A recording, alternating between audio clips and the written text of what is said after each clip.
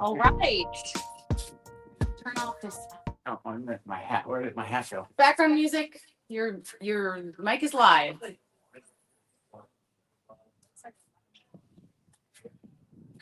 Okay, everyone, let me know how you can see me, how you can hear me, because we are here for take number 3. Is it the third time? It is the third time, and I don't know if that is echoing because it sounded like it was echoing a little bit here. So let me know how this sounded. It says 5x5. Sounds good. Good. Okay. Sounded good. And the weather, I guess now we're up to what, 55%? Yeah, they were at 75. They went to 45. Now we're back up to 55. Okay. Well, from where we're standing, it's really great. Yeah. And it does seem better than yesterday. And so we are very optimistic that we will actually see, finally, as we keep saying over and over, Flight 10 from here. I know. This seems like it should be like Flight 13. Yeah, it does. But howdy, everyone. Where are you guys watching from? We're happy to be back out here. And again, we're just this is an interesting time because I don't think we've had 2 Starship scrubs back to back for those first 2 attempts. So that was kind of unique. Yeah. And also we were pointing out, I'm not sure if we've had where they've gone down to that 40-second hold and then didn't go. I was thinking about that. I think IFT1, the very first attempt, may have done that. Okay. So not that, yeah, it's either they went to hold and they went a little bit longer and then they said no or what. But that was the very first launch of any Starship at all. So we kind of understand that. But it's very rare that they get to 40 seconds, do that hold, and then we don't proceed on. And that's what we were really expecting yesterday. Yes. And we were hearing a little bit around that when it was holding that, oh no, everything went green. And we thought, awesome. And then very shortly after that, they said no. Yeah, and I want to talk about that a little bit. But thank you to Centauri for kicking off the super chats in the live stream. I appreciate that. And I appreciate you guys watching once again. Well, we hope that everything works in our favor today. Yesterday, for those who weren't maybe tuned in, there was this anvil cloud, which I guess I'd never even heard of that term, but talk about why it was, the right call that SpaceX made. Well, what it is, anvil clouds are basically the latter part of a thunderstorm's growth, maturation, and then dissipation stage. And when it gets to that point, it's got all of its energy has been used up for the vertical development, and now the winds aloft start pushing that top of the thunderstorm into the direction that the wind's going. And when you get that, you get a lot of static electricity buildup. A lightning hazard can be severe, and it can extend quite a ways away from the direction or that area where that anvil is facing, and it can actually go through the atmosphere and hit something that might be like a Starship or a ship or something that's flying fast through the sky that's getting static electricity itself. It'd be kind of like a lightning magnet. So that's one of the biggest issues I think that they were worrying about. Also with anvil, I mean, if you're in aviation and you're flying, you also know that that's where hail can come out of. So it kind of is spit out of the thunderstorm in that direction. So you want to not be downwind of that. And you can get a lot of kind of rotor wind kind of patterns, because not only is the thunderstorm dissipating, but you're also getting that wind pushing it. So it kind of gives us this motion. So really you want to avoid that for a lot of the reasons. But for Starship, I think it was probably the electrostatic, the lightning hazard is what they finally decided not to go with. Well, we do have some folks asking when is the actual launch. So we're starting our coverage quite early, just as we did yesterday. The launch, they're hoping to go at 6:30 Central Time. So in just under an hour here. And then, my hair is in my mouth. SpaceX will be starting their stream probably in 20 minutes or so? Approximately. And I'm just looking back at just to see what their website is, and it's still counting down as if it's a 6:30. So that's a good thing. That also means that we are just past the point where we should be, if they are on track, that methane is flowing into the ship. And looking across, again, it's very hard to see from the camera view, but from our view across over to the launch site, we can see a lot of clouds coming off of the tower. And they're also doing that on the OLM, but the tower vent is very important because that means that cryogenics has worked its way all the way up, and it should be in the process of getting ready to go right into the ship. So if that's true and what we are seeing here, then we are still on time. So that's a good thing. Which I don't know if you noticed last night, but Elon actually did fly to Austin overnight, and apparently he just left Austin 2 hours ago. So I don't know if that means he's coming back here. You would think he would have already landed. So I don't know if he's going to be here, but I thought it was interesting just because, you know, we had him on the stream yesterday with the nuke Mars shirt and exactly, and not so technical of a conversation. Yeah, you know what? Our reaction at that time was, man, we were hoping for more technical details, and I think a lot of people really wanted to see that. But I did go back and rewatch it, and at the very beginning, Dan Watt, who was their, I don't know, their main MC or their person presenting, started off by saying, hey, we need to bring this back to 101, keep it at a very high level because there's a lot of people that don't know. So but I think he was trying to set the stage that we were not going to get super detailed. It was more of that high level, just the discussion that we ended up getting. But we did hear a few things that was interesting. One of which is up until very recently, the control room that they used for the Starships was over farther away at the by the Ad Astra school, quite a ways down Highway 4, actually very close to Massey's. But they now have a brand new operations center, and it's in that administration building facing the launch site. So they are doing it for the first time with this launch, and eventually that's going to be the operations center that's going to manage all of the flights for Starship. That would be the tankers, their missions, what's going on with the boosters, everything. And we can imagine a day somewhere into the future where there's always something flying.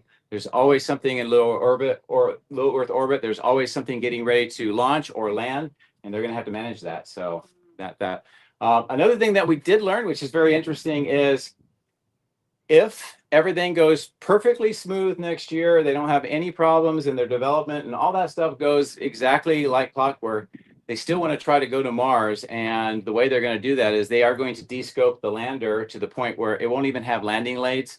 They are just going to land it on the skirt on the ground. So that tells me that their goal really is to see, can we demonstrate the ability to get to Mars and kind of get close to landing? So that's kind of interesting to hear. So we'll see how it develops next year.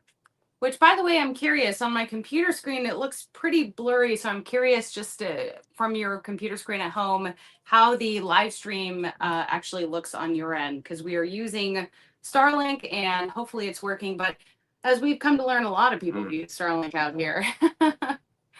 And so I will also be having a special guest to show us some Starship heat tiles in person pretty soon here. Yeah, so we are hearing that it is kind of blocky on their end. One question I have is, are you sure you don't have this connected to my Starlink? Is your phone connected to the LAN? So you might want to check that. Well, mine is connected to the Wi-Fi. Yeah, I mean the phone. Oh, I don't know. Is there a way to check that real quick? I'll hold it. It says blurry picture. Right. Copy. Okay. So it may be connected to my Starlink, and it's gonna be risky. Hopefully we don't lose this. This is gonna be really risky. Yeah, you're connected to my Starlink.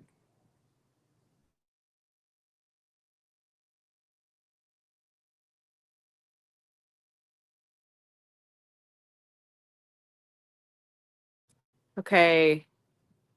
Is this working? Is this working? Is it better? Not. Give it a chance to see if it will clear up. Okay. Hopefully that works. Because we have more than one Starlink here. He uses Starlink, right?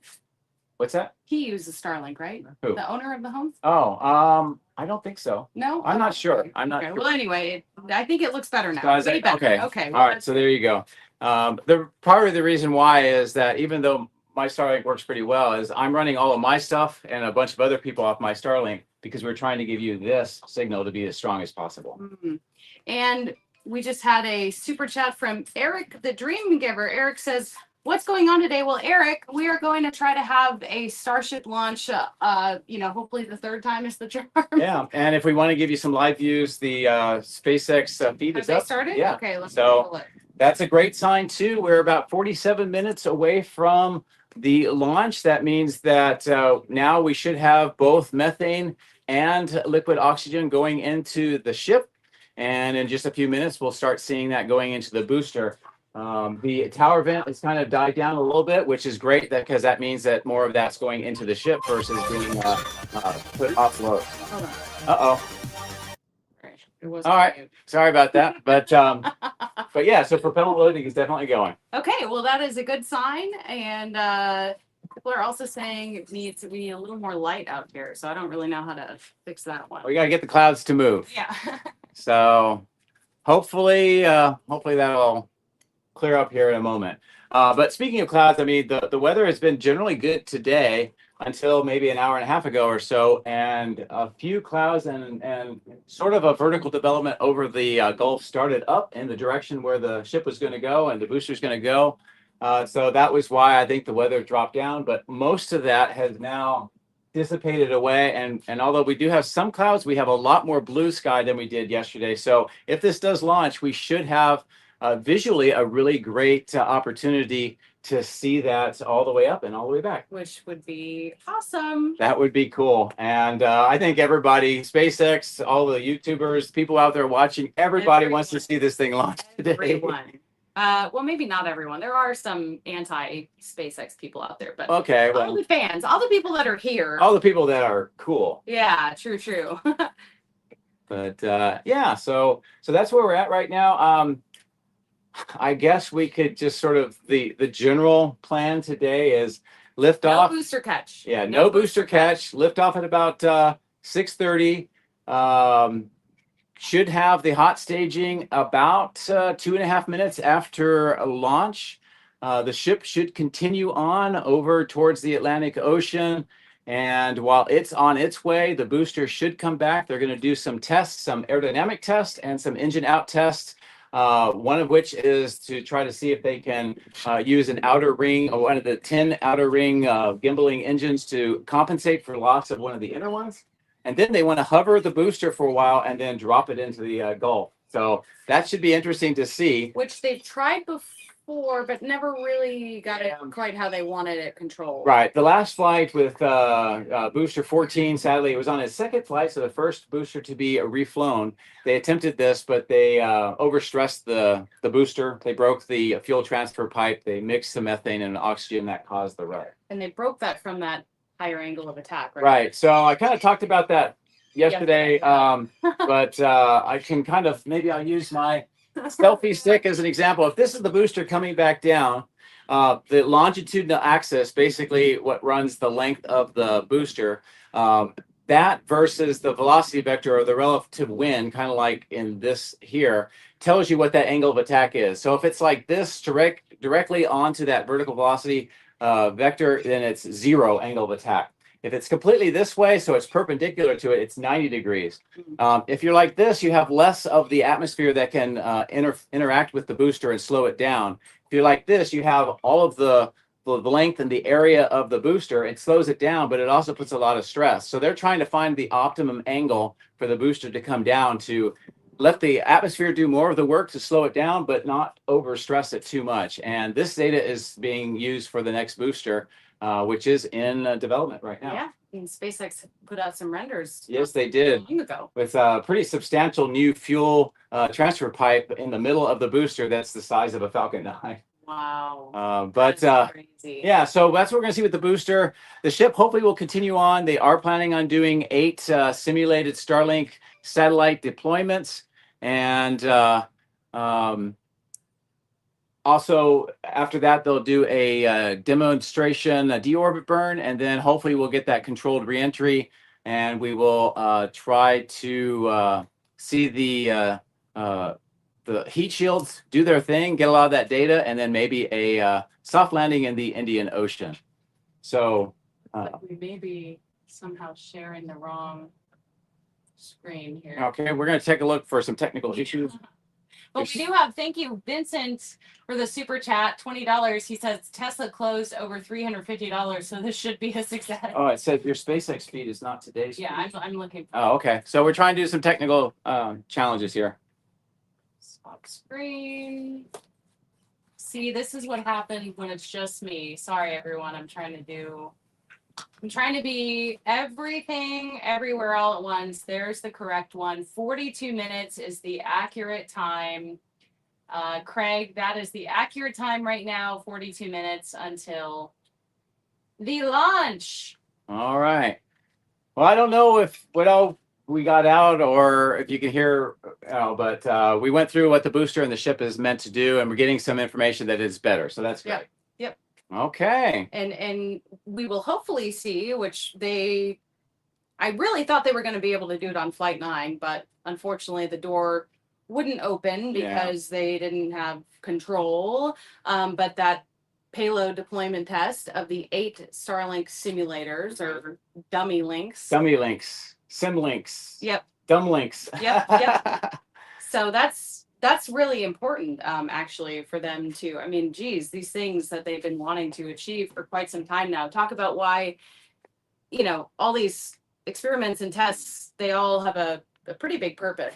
Right. Well, one, you need to make sure that the ship is able to do a mission. And so they have to develop everything, get it reliable, and then work on that reusability. So that's what they're working on. But why? Well, you need to do something with it. You don't build like a 747 and then don't put people in it or put cargo in it or go someplace. So one of the big missions that Starlink, the Starship's going to have right away is the Starlink larger, the V3 satellites. They are really too large to go in the Falcon 9, but they do offer a lot more capacity, bandwidth, and more technology. Just the sheer size of it alone allows that to happen, but they need the Starship to do that. And if they can get the Starship flying and they can start deploying those, then they can start having more of that revenue and having even better Starlink service, and that will help fund the Mars mission. And in addition to that, they also need to get to the point where they can develop the tanker fleet, because the on orbit refilling, the tanker fleet is critical to doing anything.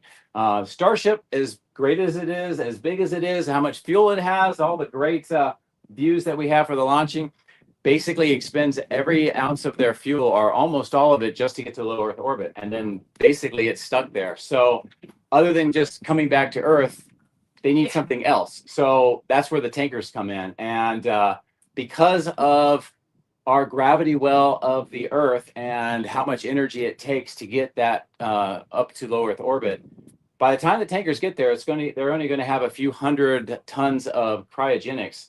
Sounds like a lot, but a full ship needs about somewhere between 12 and 1,500 tons to be able to go somewhere. So we're talking 6 to maybe 10. Oh, this is previous recorded. I saw Elon on screen. Oh, okay. Is he back? Okay. I don't know where he is right now. Yeah, same thing. But for every one Starship that goes and does a mission, you're going to need about 6 to 10 tankers. So they need to develop that. They need to be able to show that can work. We need to do a lot of things before we actually go to Mars. Exactly. I don't know if everyone on X realizes how complicated it will be.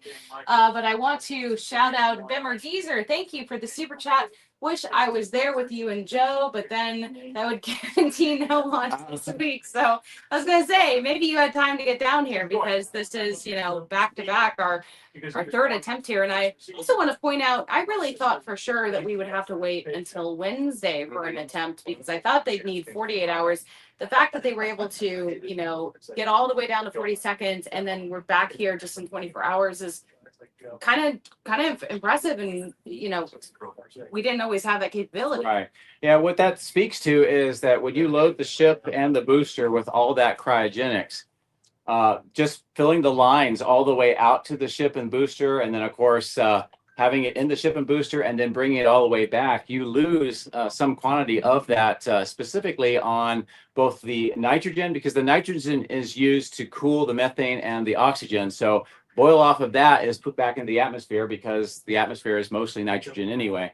And then the same thing happens with the oxygen. They end up boiling off some of that, and that's the condensation and all of the vapors and the white clouds that we see right now around the launch mount, a lot of that is either nitrogen or most of it is oxygen. So they need to replenish that. The methane, they do have recondensers, which basically keeps it contained. They bring it back through a system that kind of has a container with pipes through it, and the outer part of the container has liquid nitrogen, and then the pipes on the inside have the methane. They use that to recondense it back into that liquid form to go into the tanks.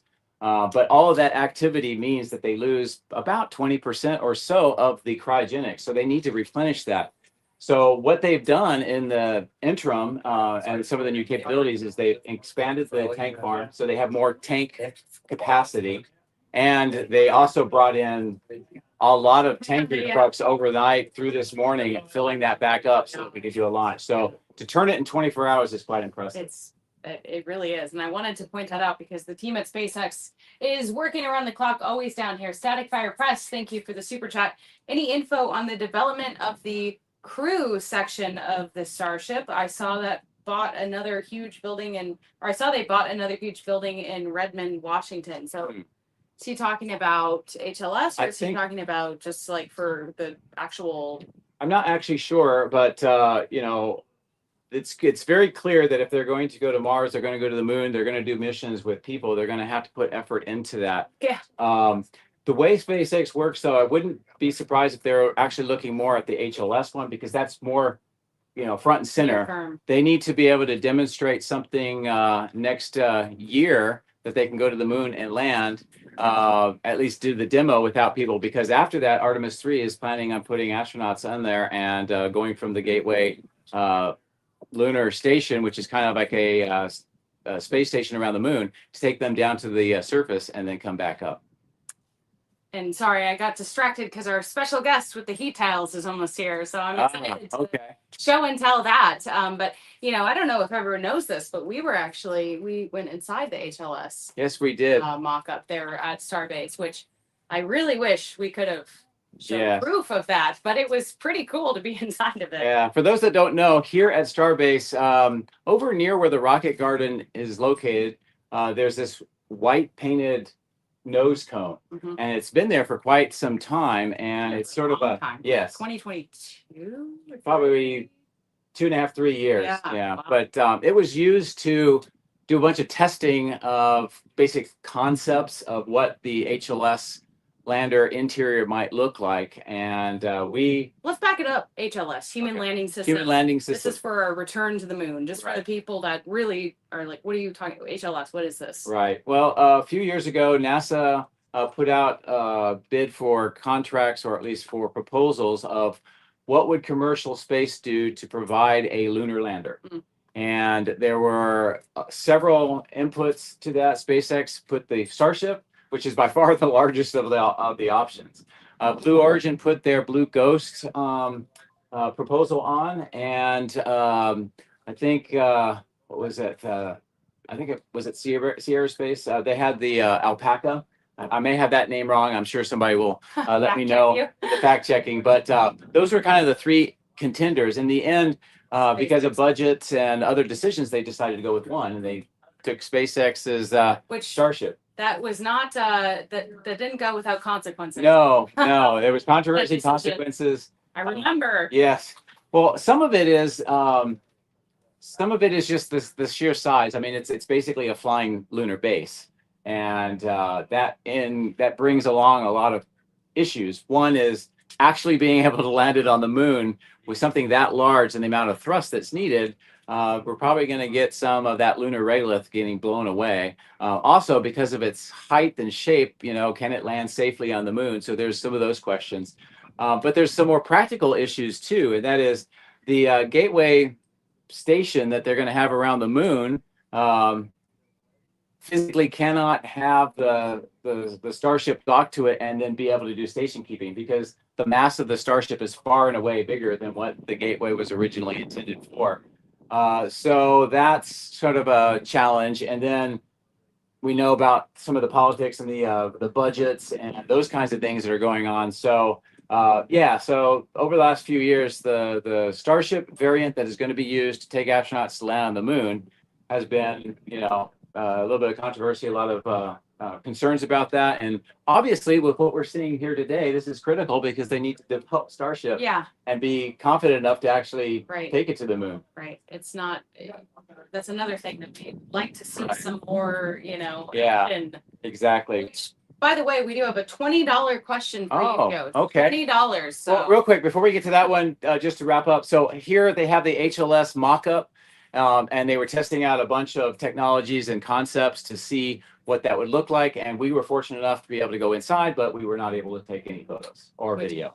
I swear we were inside. Yes, I we were. would love, once again, I'm putting it out there, if SpaceX was like, hey, Ellie in Space should come do a sleepover vlog in the HLS. That would be mock-up. cool. Yeah. Pretty cool. Yeah. So what's the question? The $20 question from Truth Tom. Thank you for the super chat. Joe, spot welds on the fins top of Starship must be feet in length, right?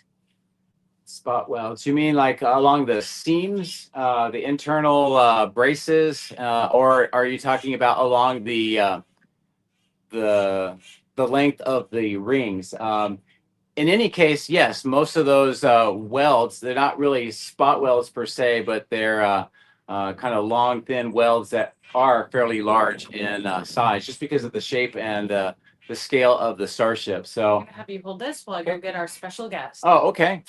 So, It's not Elon. it is hard to figure out what the scale is, just because when you see the Starship sitting on top of the launch mount by itself, it's really hard to get that scale unless you have people next to it. But when you do, you realize that those are quite long. And if you're talking about the ones on the barrel sections, they actually use robotic welders for that, and they put the ships on these large turntables. So the robotic welders do the welding, and then the turntable turns it in the rate that is necessary to get those really clean and structurally sound welds for each of the ring segments. And they have a number of those ring segments that have to make up both the ship and the booster. Okay. And So hopefully that answers your question. There are a lot of welds all over on the Starship and the booster. then I'm gonna see if we can Okay. switch places. All right. You can, or actually, you might come up too. Okay. Well, I'll stand up here, so I'll go check and see what's going on, and Right. be right back. Because we want to show you something very cool and something that's much harder to find these days. So you can put that on.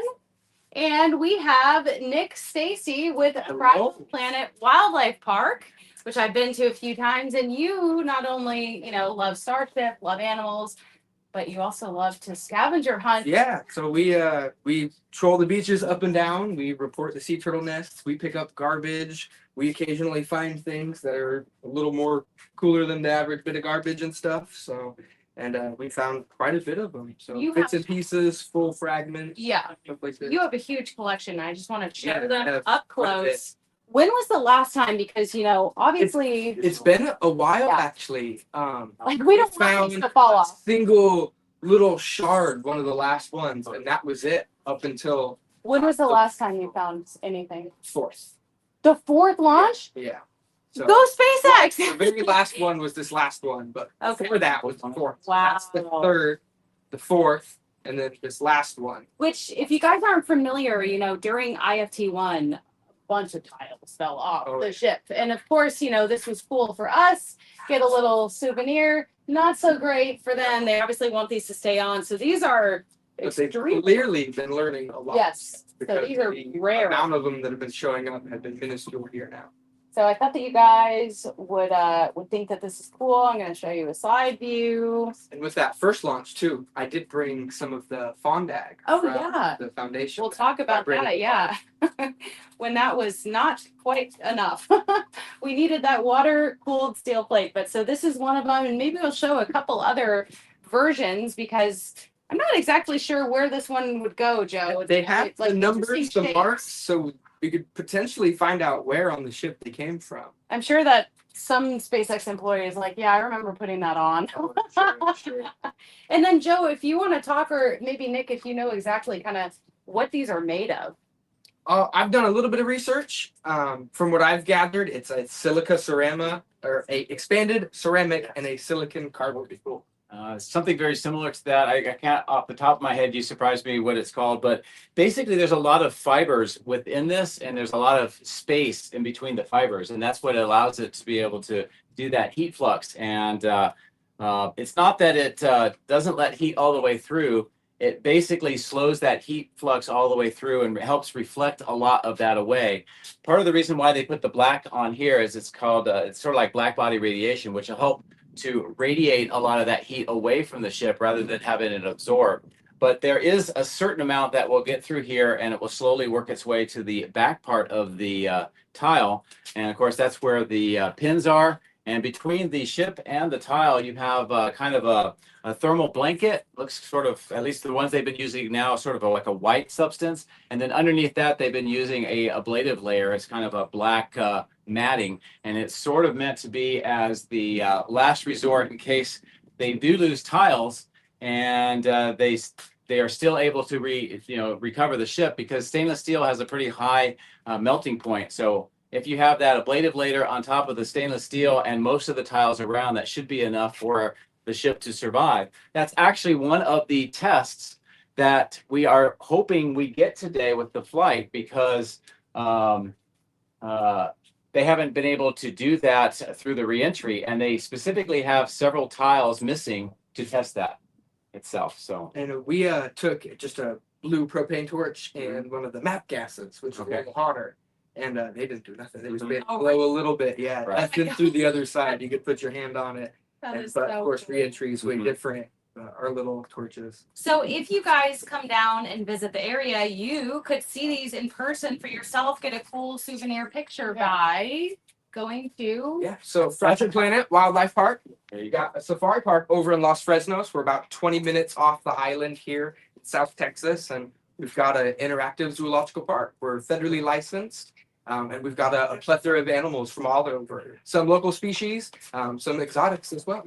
Who could they expect to see there? What kind of animals? My favorite, right off the bat, Oliver, our Bactrian camel. He's one of the stars of the show. He's the first to greet everybody on the wagon. I'll never he's, forget he's big and goofy. When you're on the cart, it's like Jurassic Park Yes, when he it follows you, especially with the slobber and drool, everything. yeah. So, yep. So That is that, so and awesome. seasonally, we do have an amphibian conservation lab that's open to the public too. Awesome. This time of the year, with it being so hot, we can't have the door Yeah. open and closing all the time. The animals aren't climate controlled and stuff, but throughout the winter and stuff, and then for our school trip season too, Yeah. all the kids get to come see all the little endangered frogs and stuff. Have you set up you were gonna do some I sort of don't art? have it yet. We have Okay. been just like going through so much stuff in our Yeah. gift shop that I haven't had time to like set up a big display. We've been ordering and restocking and chewing through it all. But at the leisure, when people ask about it, the stats can run them out. And I can turn out. So some people know. Some people Oh think yeah, they're knowing. yep, Okay. absolutely. We've had quite a few people come already to see them, so it's been really cool. I hope no one tries to steal them, because they're definitely So pretty. far, we've had no issues. You know, our staff's real attentive and they're Yeah. always out and about. So Yeah. same with our animals. Anytime people are around the animals, our staff are with them as well. Well, you earned them. You searched hard, and they're really cool. And Absolutely. you know, Took about 2 truckloads of other garbage off just to find handfuls of wow. towels. So just cleaning up. And the first ones we found were just completely at random. Yeah. So Well, what we are hoping though is that the opportunities to find them go away. it's already started happening. Yeah. So they have gotten way better at fascinating. Did you these stop to the looking, chips. or you? No, I still go out look. We continually pick up garbage and Yeah. stuff. Anytime I'm out cruising, fishing, and going up the beach, I'm picking up stuff and Yep. looking. So Yep. it just happens to line up after the launches sometimes. Well, thank you for bringing them. I'll Yeah, let you show them to our absolutely. guests, and I'll grab your mic, and we'll There you put go. Joe back on, and we are getting very, Very close. close. We Thank you. are, here you go, Joe. We are 23 minutes away. Yeah, which means that we are only about 4 minutes away from the next big milestone, and that is the Raptor chill that will begin. As I mentioned before, the reason why they do that is the engines, the turbines, everything on the ship is at room temperature, Mm. or whatever the temperature is out here, I with wanna the be in hot a and humid. room this hot. And then you take the cryogenics and you flow it through there and you introduce it to it, and it doesn't react well when you have that big of a temperature gradient. So what they do is they take a little bit of that cryogenics and they flow it through the engines to thermally condition it so that when the engines are ready to light, they're already at the correct temperature. So what you see is, or what we should start seeing is a little bit of vapors coming out from underneath the ship, and there's some pipes that they have, or they're kind of, I don't know, tubes that are sacrificed because the current design of the launch mount basically has these sacrificial ones, so they have to replace every single time. And so that's obviously one of the reasons why they need to fix it, is it's not rapidly reusable. But we start seeing that, and it shows that they are doing that conditioning. What I'm hoping, and we did see it yesterday, is that SpaceX might give us a view directly underneath the engines, and we can see that that Raptor chill underway. So we are very, very close to that happening. In fact, we're about 3 minutes now from that. Or actually, less than that, about 2 minutes from that. So as far as I can tell, we're still on track. We're still moving forward for the launch at 6:30. So fingers crossed. And they want to go. I mean, Yes. there's no, for people that are thinking maybe they're being too conservative or whatever. It's like, no. They want to get this handle lit. And I was joking to somebody earlier, is SpaceX has mentally already launched this. Now they just need to physically do it. Yeah. Oh my gosh. Well, hopefully, I mean, we're hoping for a lot of things, but we really want them to be able to test those heat tiles. Finally. Speaking of heat tiles. Yeah. Let's. Well, I think that was a great demonstration. So it kind of gives you an idea of the scale of each of those. It also showed something different, is you had 3 different versions of them here. Now, one of the original goals was to try to minimize how many different variations, because with the space shuttle, there was like 20,000 different ones. Each one is serial coded. So if one of them had to be replaced, they had to get a specific one for it. So SpaceX has attempted to do that. Hear that? Here? Yeah, I'm not sure what that is. There's like a little bit of a thumping sound off into the distance. But I don't think it's not coming directly from the launch system. But anyway, they were hoping to be able to have just one or very few kinds of that. But as it's developed, they've had to come up with probably about maybe 20 or 30 different variants of the tiles, and we just saw 3 of them. Yeah. Pretty cool. Yeah. Pretty cool. And you have your own half. I do. I have the first piece of Ship 24. First one found. I take this slip of credit. Yeah. Only because I told you to meet me for dinner at that time at that place, and you just happened to. I went on the walk beach. Right on the beach. If you hadn't met me for dinner. Exactly. No, I'm kidding. That was pretty cool. Where do you have it at home? That's on my bookshelf right behind where I do live streams. Have you had many offers for it? When I first found it, there was significant offers. I will say, the first thing we did is reached out to SpaceX and make sure it was okay. And their big interest is just where was it, what time. Yeah. But otherwise, it was fine. So I didn't keep it from them. Yes. They knew that I had. And there is a SpaceX debris hotline. Right. So we did do that, and they allowed me to keep it. But after that, a bunch of people started offering me lots of money, thousands of dollars for those. I just said no, because it just means a lot to me, and to have that, and I just didn't feel like selling it. I mean, it doesn't seem right. Yeah, I agree. I wouldn't sell it. Especially since SpaceX allowed me to keep it. I didn't want to go, thanks, well, I'm going to sell it for whatever. So maybe I'm old school, but that was my thought. I think there's a reason why people want it. It's cool to have. It is. Well, based on the time, we should have the Raptor chill beginning. And what I'm kind of hoping is that maybe SpaceX will not talk about Elon's talk yesterday so much and show us the engines. They're just I want to see the engine. What he said yesterday. So I'm going to take that just to take a little break. I'll be Okay. right back. So I'm ready to go, and I'll be right back. Okay. Well, if anybody has some questions, please ask me. I will do my best to try to see what the questions are. Somebody said if SpaceX put me on the first launch to Mars and I could take my drone, would I be willing to do that? Absolutely. I'd actually fly the Starship there, and then I will fly the drone to get some views around the area. It'd be great for surveillance too, just to be prepared for that long duration, because once you get there, you're going to be there for a while. Let's see.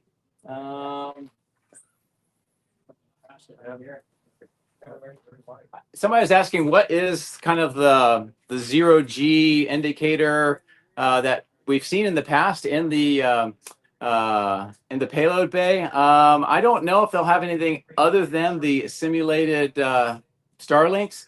I think it would be a big win just to be able to see those fly and leave the ship. The previous flight, we found out that they couldn't open the door for a couple of reasons. One was they had that diffuser of the autogenous generating pipe that comes from the engines back into the methane tank to keep it pressurized. That broke, and so it pressurized the nose. So the nose kind of became a large extra tank for the methane. But part of that was because of that pressurization, they had to vent the nose to try to open up the door. And by doing that, they lost that stability, the control of the ship. And that's why it was spinning. And then if you recall, we also saw what looked like dust or debris floating around, and that turned out to be methane ice. But so they weren't able to open the door. But hopefully they can today. We'll see the Starlinks leave the ship. After that, I'm still not sure what we're going to be able to see because it's going to be an orbital night. So I don't know. I think just like everybody else, we are really curious what we're going to see. You know what would be really cool is if they had a camera on one of the Starlinks looking back at the ship, and maybe we could see like the glowing door if it's lit from the inside or something. Well, Truth Tom wants to know, and I'll go first. If Okay. Elon hired you tomorrow for Starship program, what would be your dream job? What announcing, hosting? Sure, I could do that. That would be mine. Okay. That would be mine. For me, what I would like to do is, I think with my background, I could do this. I could help with the operational development checklists and procedures for the astronauts to be able to pilot and operate the ship. You know, I used to do stuff like that in the Air Force. I was a pilot. I was an ops officer. We had to manage a lot of the resources and make sure that we had all the procedures going. So I think I could do that. I would love to do that, and I would be the first person to test them and make sure the procedures were good. So that's what I would do. That'd be pretty cool. Yeah, yeah. So how are we doing on time? Let's see, 15 minutes. So we are well past the Raptor chill. So that's going on. The next big milestone is going to be at about 3 minutes and 20 seconds when we start seeing the prop coming to an end. And so far, so good. We haven't heard anything about concerns with weather. As far as I can tell, the commentators for SpaceX are just showing some videos, so they're letting that go. So fingers crossed. I mean, I gotta see it to believe it, but I'm optimistic. Everything feels right as far as, you know, it seems like a good time to go, and I felt that yesterday though. So. Yeah.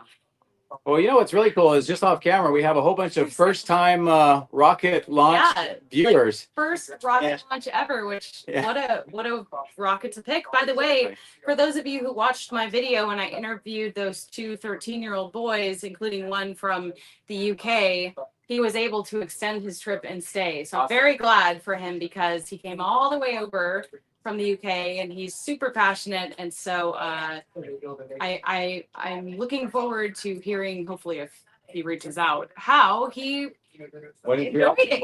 Yeah. Was it as loud as he certainly thought that everything was like even bigger in person than he expected it to be, and just seeing photos and videos online, it doesn't do it justice to be down at Starbase. From what I understand is he may be watching it from the outpost which is about a mile closer than we are right now. And we're how far? 5? Just under 5. Okay. Yeah. By the way, you can see behind me this cloud right here. This is the only cloud in the sky in the direction of launch.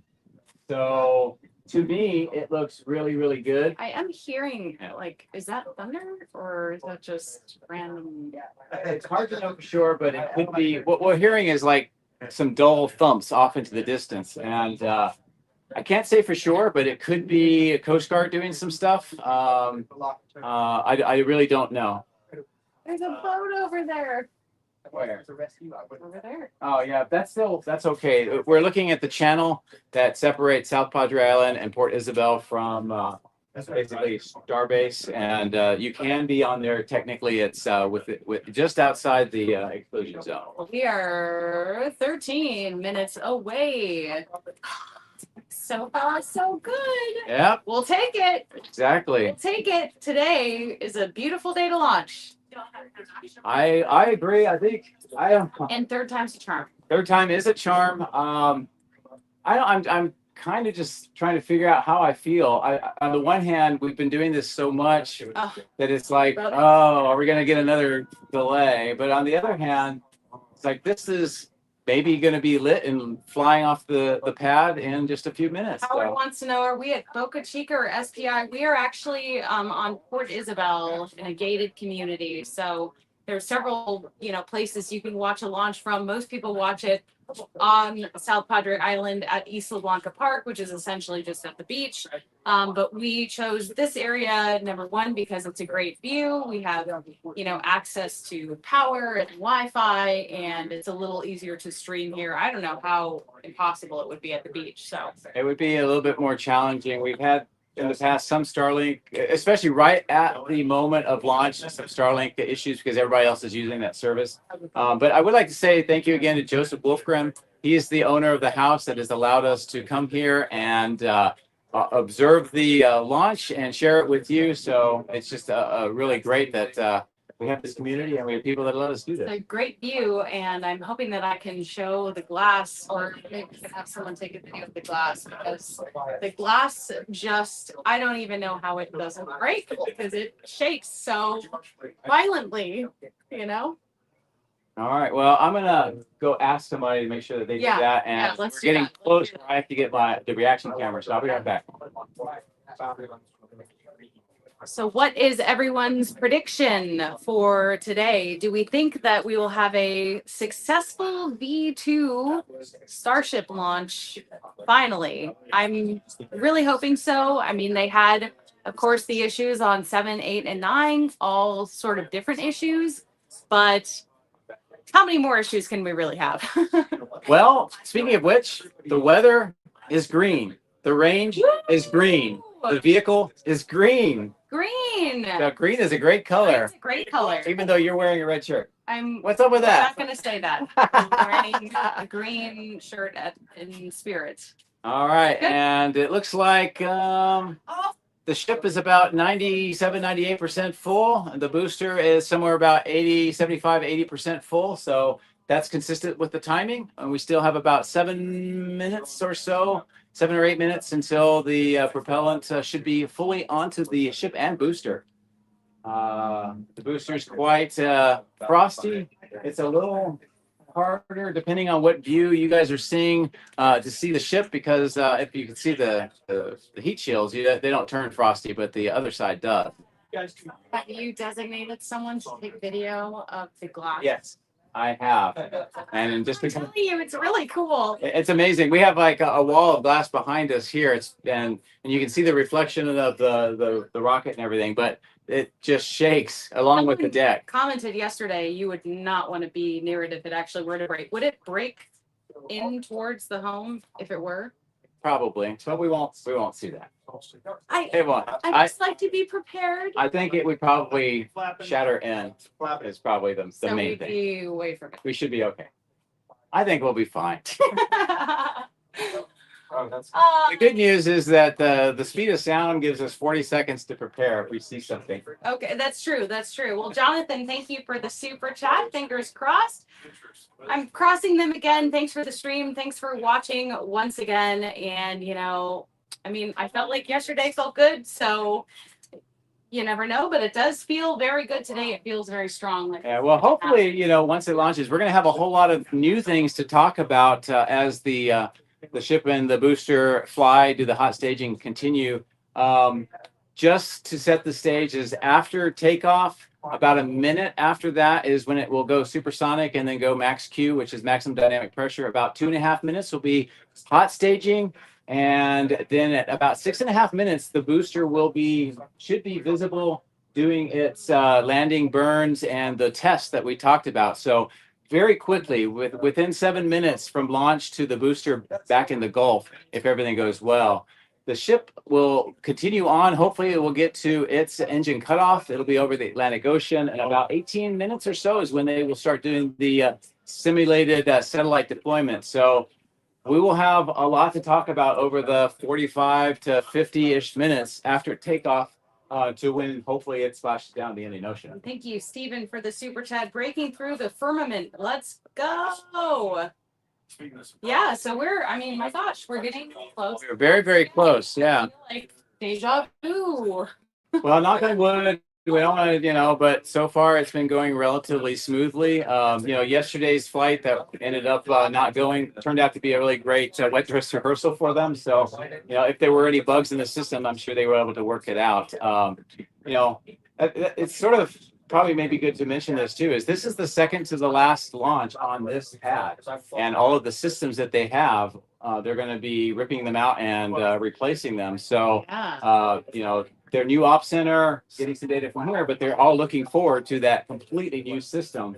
And it's going to take a little while to work out all of that, the kinks, and be ready to go for operation. So when will that new pad actually be ready to launch? I think, I mean, we need the next generation as well to be Right, ready. yeah, It's not so- just the pad that needs to be ready. yeah, pretty much SpaceX completely, from the production and tooling equipment and the production site to the testing facilities out at Massey's to the launch tower and the ship and the booster, everything is basically V3. So they want to get rid of the version 2 ships and boosters and the tower.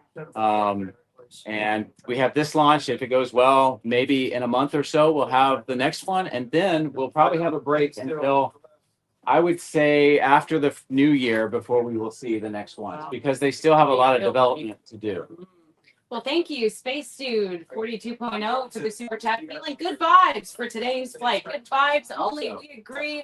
And Ronald, thank you for the super chat. Fingers crossed. Shoot for the stars. Now, I want to make sure it's going to be very hard to see from this, but are they able to see it with where is it actually visible? Let me just see really quickly, Joe, Okay. if you don't mind. Do you see it? I don't actually see it. Should we pivot it a little bit? Do you see the towers? It's like right out Like- here. Yeah, so we'll try to get it so that it's facing right down the middle. And while you're doing that, I'm going to get another Yeah. camera. It's very hard to see. That's why I have SpaceX's feed. Also, let me see if you can see here. Okay, reaction camera's going. Can you see it? It's pretty hard for me to see. Yeah, it's very, very hard to see, but it's Can you see it? it's kind of like right out here. I'm pointing right to it. So if I stay just onto the right, you stay onto the left here. Well, you should be able to see it right between us. Wow, that is like It's very hard to see. Unfortunately, we can't zoom in with this. And what's ironic is us, if I just turn around and look, I can see it clear as day. It's just the compression of the camera, unfortunately. Well, thank you, B. Nordland, for the super chat. All these super chats, maybe they're all good luck. So we are getting so close. Thank you for watching for the third time. We're back out here again, and we're really hoping that they can make it happen in under 5 minutes from now, which is pretty crazy. Well, it is. So we're about a minute away from propellant loading wrapping up. And Yes, come on, I believe. so far, so good. Countdown's still going. Weather's looking good. It's cleared out on the path that we're going to be seeing it go over the Gulf. We're going to have the SpaceX feed, so hopefully you'll get really good views on that. And what I'm really looking forward to is some of the other channels that have like the super high quality cameras to see their coverage later on. Once upon a time, we had that Yeah, very we did. briefly. We had did. Scott Balcom, who had his red digital Cameras, yeah. cinema cameras with us. Thank you, by the way, name withdrawn for the super chat. Go for launch. Yes, everything is looking green. Everything is looking good. And we could be seeing Starship's double-digit launch. So in just over 2 years, Starship will have its 10th launch. Yeah. Hard to believe that April 20th, 4/20, 2023, IFT1. I Yeah. remember it so well. Yeah, well, it's kind of amazing to think that we're at 10 already, and that's still amazing. If you compare that to It each of their Yeah. companies, New that's fast. Oh, there's you like whatever. Probably only Rocket Lab is the only one that's sort of keeping up, but it's still amazing. But Yeah. can you imagine if V2 had done its job, we might be, I don't know, 13, 14, 15 by now. I mean, yeah, so they really need to get this flight. It's very important so they can get back on track so they can continue that iterative and fast-paced development program. So, are you feeling It's it? gonna happen. Are you feeling I think it? it's gonna happen. We're getting Okay. very close. Well, We're less the than ship prop load should be 3 complete, minutes. and the booster should be complete in about 20 seconds. Come on. And then after can do that, the next big thing is the potential for that 40-second hold. So, No. well, it's built in. So if you see the clock going past 40 and we haven't heard anything from SpaceX, then that would be a great sign. And that 30 seconds is when the launch director should give the go or no go for launch. And then after that, it's going to start being rapid fire activities. I'm going to check my camera one last time. Hey, we're getting so close. Almost 2 minutes. Yay. We're ready. We need this. SpaceX needs it. All of us who have been, for many of you Europeans, getting up so early. I want this to end for you so you can get some sleep. So let's do it, SpaceX. We are less than 2 minutes out. Things are looking really good. Okay. And the optimism is flowing. Okay. Well, I'm seeing some posts from people I know that work for SpaceX saying go, go, go. So they're all excited just like we are.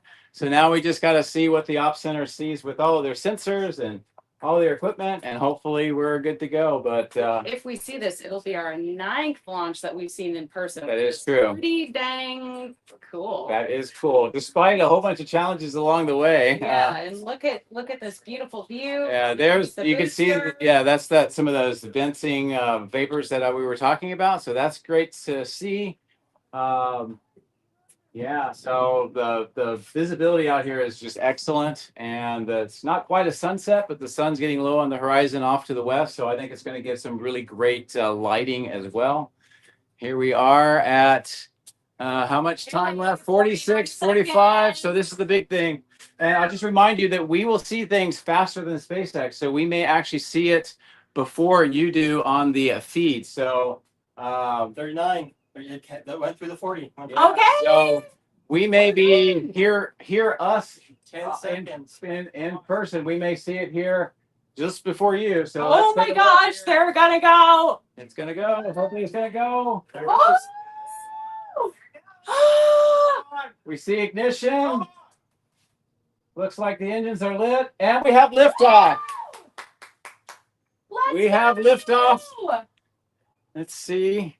Okay. It's going okay. Still silent. Yeah, the But sound it's hasn't got to us yet. We have all 33 engines lit. And okay, we're starting to get the sound. Oh. Keep going, keep going. All right, we're starting to see the pitch over. Nice lighting with the sun. Okay, here it comes.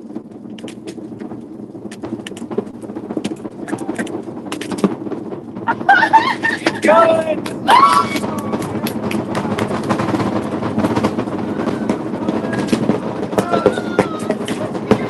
Awesome.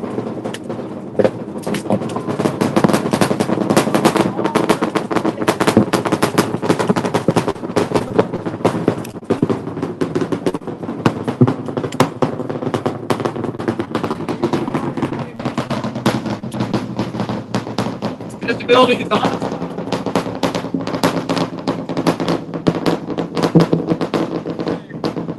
It's like I'm on a vibrating plate.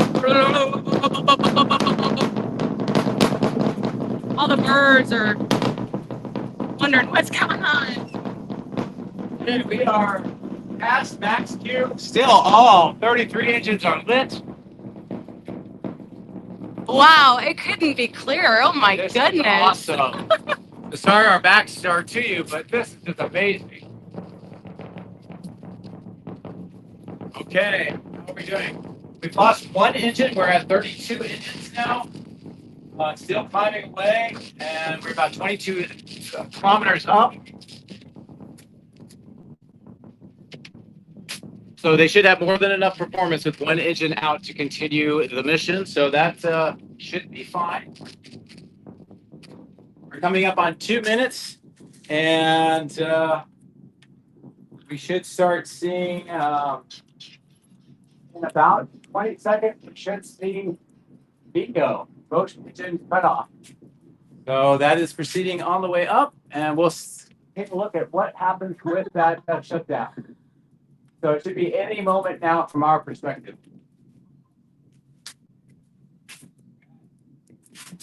That was so cool. Yeah. On. And so you can see here we have everyone. Yeah. It's kind of hard to see it, but this is our view, although it's much better in person. Get ready for the boost back. Okay, boost back 12 of the 13 engines. That same engine that was not lit on takeoff did not relight, but it looks like it's reorienting itself. We can see the ship going. The ship has all 6 engines. That's what's really important. And now we will find out what happens with the return for the booster. How was this view? That was really cool. It was cool, wasn't it? Was it louder than where you usually? Yeah. Yeah, okay. The boost back. Super loud. Okay. Okay.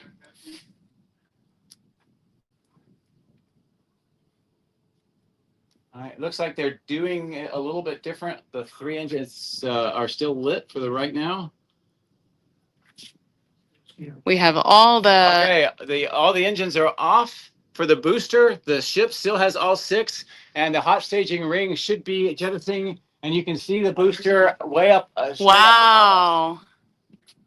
I'm not sure if you guys can see it up there. It's hard to see right But now, but we should. You'll have be the able to hot see it stage, more in a little bit. Separated.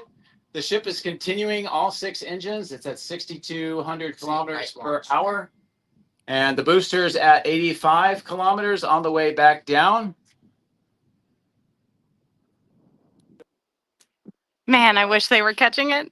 Yeah, well, if all goes well, this will be the last time we see them do this kind of thing. Yeah. Okay, the ship is continuing. It's coming up to 7,000 kilometers per hour, all 6 engines, which is good. The ship is out of our view now. It's heading downrange towards the south part of Florida. The booster is coming through a cloud. We can see the hot staging ring right below the booster. The booster's still on its descent down. It's about 66 kilometers.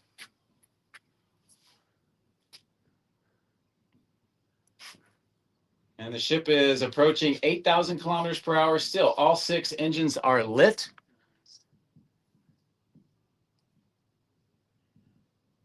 All right, the booster is approaching the top of the clouds right now. Okay. Ship is still looking healthy. Booster's at 44 kilometers. Coming back fast. You Okay. can see the compression heating at the after end of the booster. I don't know if you guys can see it, but we can Okay, we sort of should make be it getting, out. pretty close to seeing the engines relight. It's right in the clouds there. Should be very soon.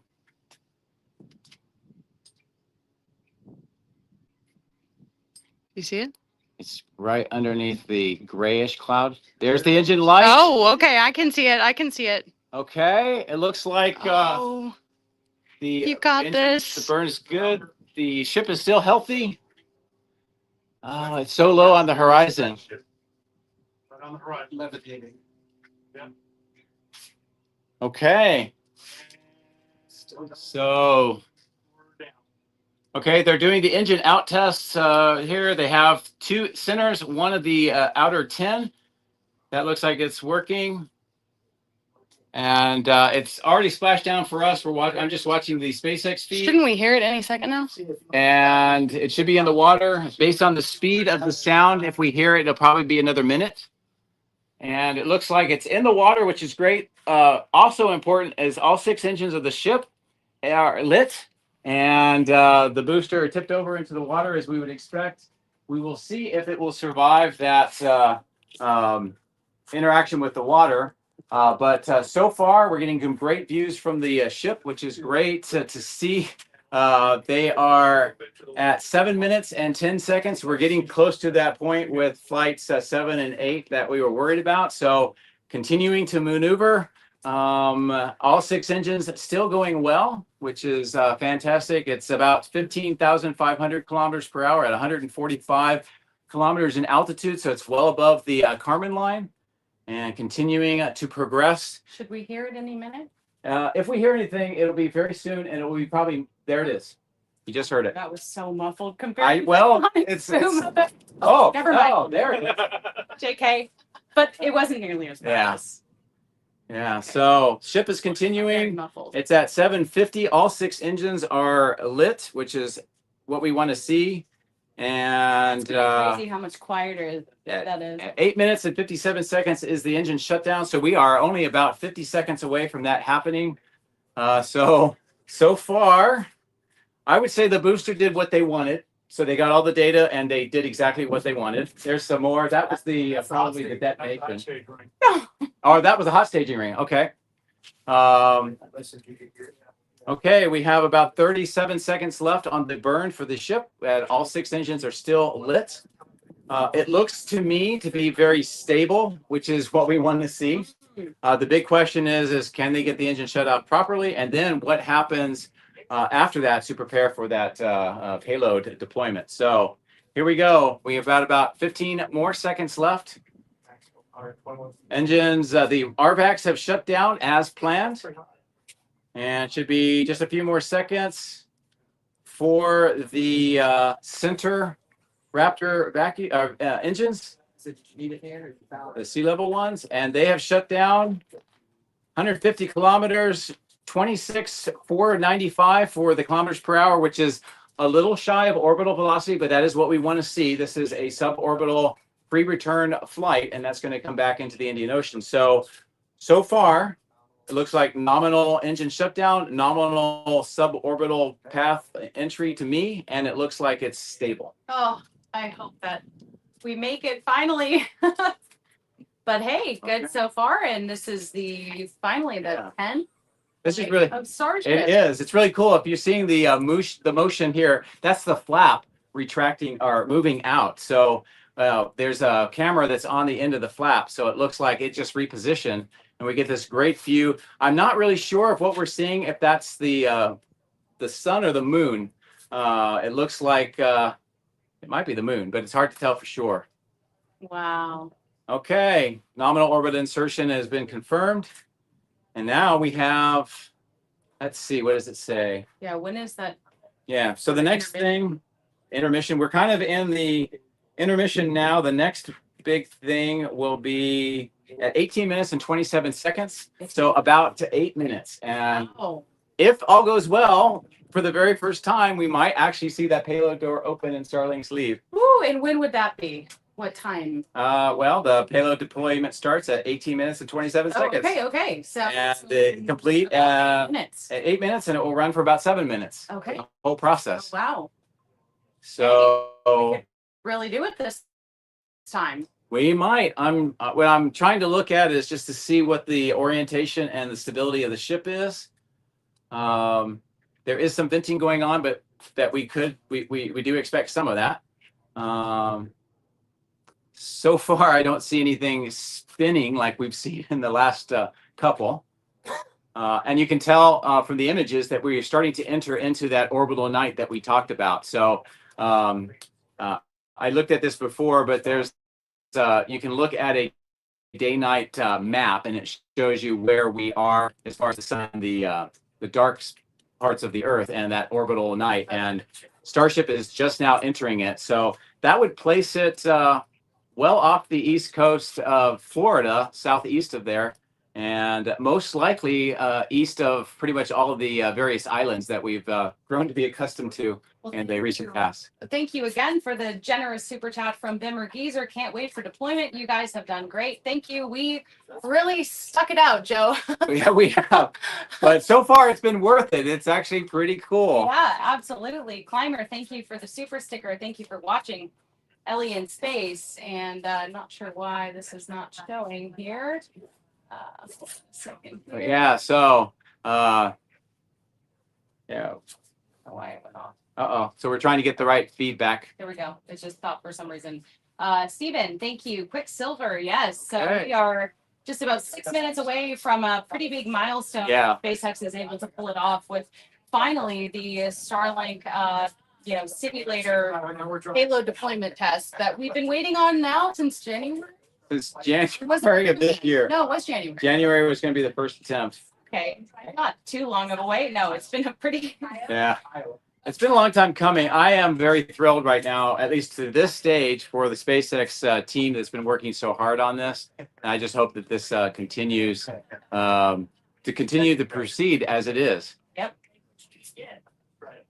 Let me see really quick here. Just want to see All right.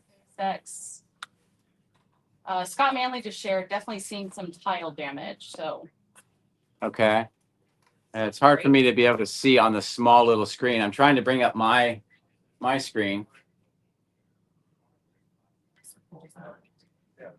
Okay, let me try it on this.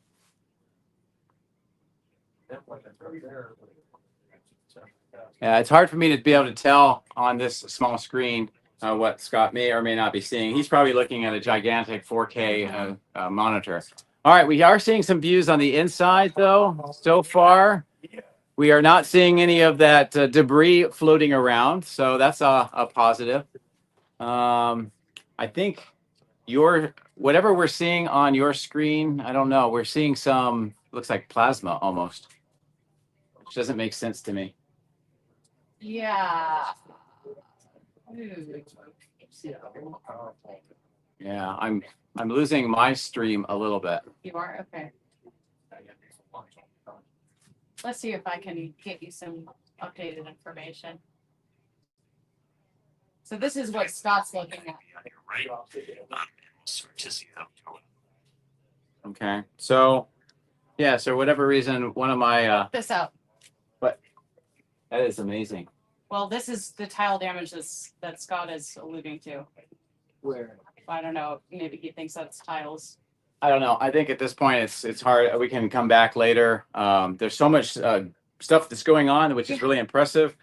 And just trying to get whatever the time is here. We're about 4 minutes away. Well, 3 minutes away from seeing these deploy. So for that to happen, we need to see the door open. On this screen, it will be off to the right of where you see those kind of square items in the middle of the payload bay. Those are the dummy links. So hopefully, oh, we're actually seeing some vapors, which means that the door is probably opening. So hopefully this will work properly. So let's see what comes up on this. Yeah, that's the thing. We don't want it to just launch. We've seen it launch. We want all these other things to happen. As we mentioned, we've been out here since we were here in January for Flight 7. We were here in, was it March that was Flight 8? March, that was Yes. Flight 8. We were 9 here was in May for Flight 9. And then it's been, all this time until Flight 10. Okay, so we are at 15 minutes, 40 seconds, so about 3 minutes before the demo would begin. And it's hard to tell if the vapors are because they're venting the nose cone and they haven't started to open the door yet, or if it's a combination. But you normally want to vent the nose cone because with all of that pressure, it will help seal the payload door. So they need to get that down to a vacuum so that they can actually open the door. So I think that's what we are seeing right now. Again, that's my guess. And I'm not able to hear what the SpaceX guys are saying, but that's my guess. So we're about 2 minutes away. Okay, so yeah, about 2 minutes when that demo is supposed to begin. So we crossed over now. It's a little nighttime, so you can see outside. Okay, so hopefully we see the door opening very soon, maybe in another minute or so.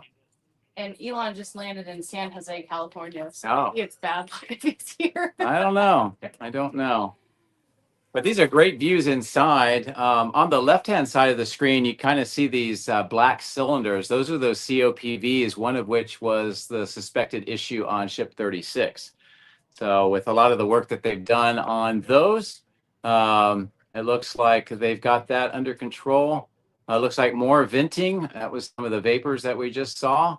So hopefully they are getting that pressurization completed and they're able to open the door. So it should be very soon. And Would be really great. actually, it looks like the door is open. I can actually see outside of the ship through the open door. Wow. So there's a milestone right there we have never had before. Are you seeing it on the right-hand side there? Yes, right on the very bottom. Right through Yep. Wow. Yeah, so the door opened once before, but not successfully. This is the first time it's been successful. At least it looks like it. So another minute, and we're just going to see for the very first time, a payload deployment from a Starship. That's pretty cool. This is awesome. As someone. Oh, I love some of these views. Shows you what those dumb links look like. Yeah. And there you go. This is they're the same roughly size, configuration, and mass of the Starlinks that would be deployed for real. But this is their chance to check and make sure all their systems that they've developed but never tested actually work for deployment. Which they've been wanting to test this out for quite some time. Oh, this is amazing. A big deal. And, considering my channel got its start basically talking From about Starlink, yeah. is near and dear to me. Very exciting. Very happy. Excellent. So we're right at that time. So depending on how they do their tests, we should see some motion. The door open. That's Yeah. already progress. We just need to, and it looks like the feed is kind of going in and out for SpaceX here, but now it's back. Yeah. Well, all of these views are also provided by Starlink, which is pretty cool. You have it right there up in the right-hand corner, powered by Starlink, and so Okay. many of us are using Starlink now. Okay, it's moving. It's moving. Okay. What? All right. Actually, like a functional Starship that does something. This is great. Well, let's see what I want to see what they show on the outside. Look, everybody's so excited. That's cool. Awesome.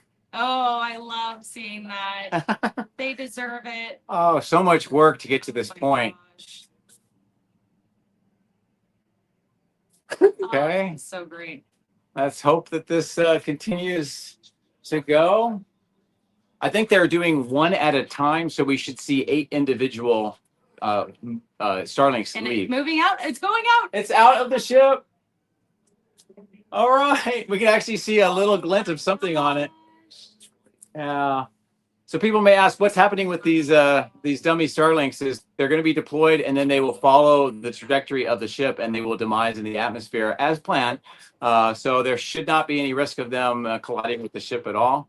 At least that's what the hope is. But yeah, Which is the first deployment. because on flight 9, they made it to 40 some minutes or so, but they weren't able to do this. So No, this is first time this is ever. like a big deal just because some of the other flights may have been longer. This is like actually demonstrating Yes. something very useful. Yes, I mean, you can imagine a year or two from now when we're on the 40th Starlink mission for Starship of the year, and you can remember back at here when the very first one was sent out.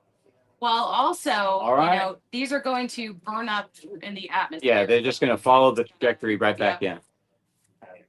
The whole point is to make sure that the door, the dispensing mechanism, and the method that they have of getting the satellites out and be safe and have that separation between the satellites. So if they were real, they want to make sure all of these processes work. Depending on how well this continues to go, because they're not finished, but if this goes well and the rest of the flight goes well, it's possible the next flight might have real Starlinks, especially if they feel confident enough to put it into orbit, or they may wait and just do it on B3s. But definitely a big milestone for sure. There's another one going out. Wow. Got 8 total. Oh, that is so awesome. I'm so happy for them. You know, one of the cool things of just coming here to Starbase is that there are some of the SpaceX people that come out and you get to talk with them, and just to get to know the people that are making this happen and just how they must feel right now. I mean, just the excitement, and a lot of them are young and very energetic and enthusiastic and very smart. And I'm just so glad that they're getting these wins. Yep. It's about time. It's been a tough year for the program, and this is just finally something happening for them. Hey, and also we're talking about something different for the first I time. know. This is I know. great. I love it. But man, so I've lost track of how many they've sent out, but I think they still have about 3 more minutes. Oh, look at that. You can see how the system kind of ratchets up Yeah. and then gets ready for the next one to deploy. There it goes. There's another one. That is so cool. I wish we had an external view like you were talking about. I know. Well, maybe they'll surprise us at the end because It happened. the longer you wait, the closer, even though they're going to be right in the middle of orbital night, the closer you get to the sun. So maybe they have something, a surprise. I mean, this is already a surprise. I do know that they actually have a camera on the nose cone pointed right down at the payload bay. So they may be sharing or saving those for later. But this is awesome. There's another one. Is that the Yeah. last one? There you go. I think. Yep. Is that that looks like the last one? I think there's 2 more. Two more? Okay. Oh, okay. There we go. So if all goes well, what looks to be grates on the bottom there should be gone, and we should be able to see the very top of the forward dome of the methane tank. So they're very, very close to that. Their timing looks pretty good. So they're about 1.5 minutes left until this demo is over. But yes, very, very cool.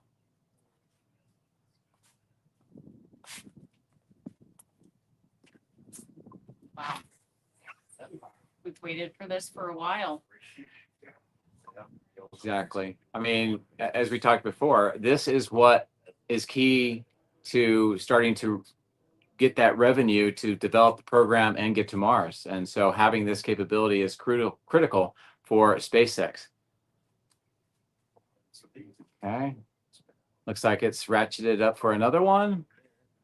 Ooh, those are some And another one heading out. pixels. Wow. Yeah. See, they need more Starlinks up there so we get better Yeah. coverage, but this is amazing. You know, I remember the very first reentry that we saw the plasma, and just commenting that that was the first time in history anybody had ever seen that. All right, the last of the Starlinks is getting ready to head out, looks like. And we'll see how this goes. And interestingly enough, when that Starlink leaves, if we see that view right down onto the top of that forward dome, in the middle section, you see this kind of a roundish kind of item. That's the diffuser that they had to re-engineer for this flight. TSM, thanks for the super chat and watching our stream. You say they need a dummy sat with a camera to watch. That's what we all wanted. The way we really would like that. It could still happen, but if it doesn't on this one, you know, we need to send a message to SpaceX. Well, you know, Look at the team, everyone yeah. cheering, so excited, so happy. I mean, this There you is just gotta go. be so All rewarding. of the Starlink, All 8. 8 of them. Bye-bye. So now the next big thing is, can we close the door? Yes. Let's see. Keep an eye on it. Should be able to see it. All right. Yeah, they just talked about the B3 satellites, 60 terabytes per second once they are deployed. What is this view? It's just outside looking back. I think this might be from maybe it's from one of the Starlinks. It's hard to say because it's so dark. There's something in the middle. Is it Oumuamua? No, I'm kidding. I don't know. This is a guess. I'll probably be completely wrong, and you can roast me in the comments afterwards. But I'm wondering if we're seeing the payload bay, the lights coming out of the payload bay. Yeah, it looks like it's a feed that's from something outside of the ship. there's some clothing just out as a- That's just kind of how stressful it is. You did.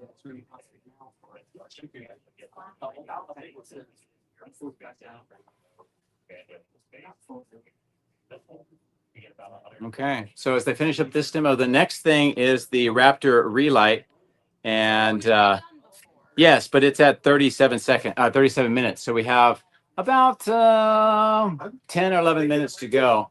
And what I was being told is that was a view from outside of the darkness of space around the ship, and that may very well have been the door, the payload bay door, with some of the light coming out, which is pretty cool. Man, so do we have another break or? yeah, the next thing will be in about 10 minutes. That'll be the Raptor relight.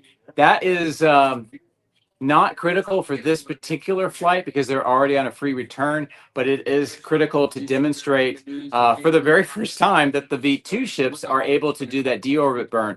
And that's important because they need to be able to be confident in their ability to do that before they put the ship fully in orbital velocity.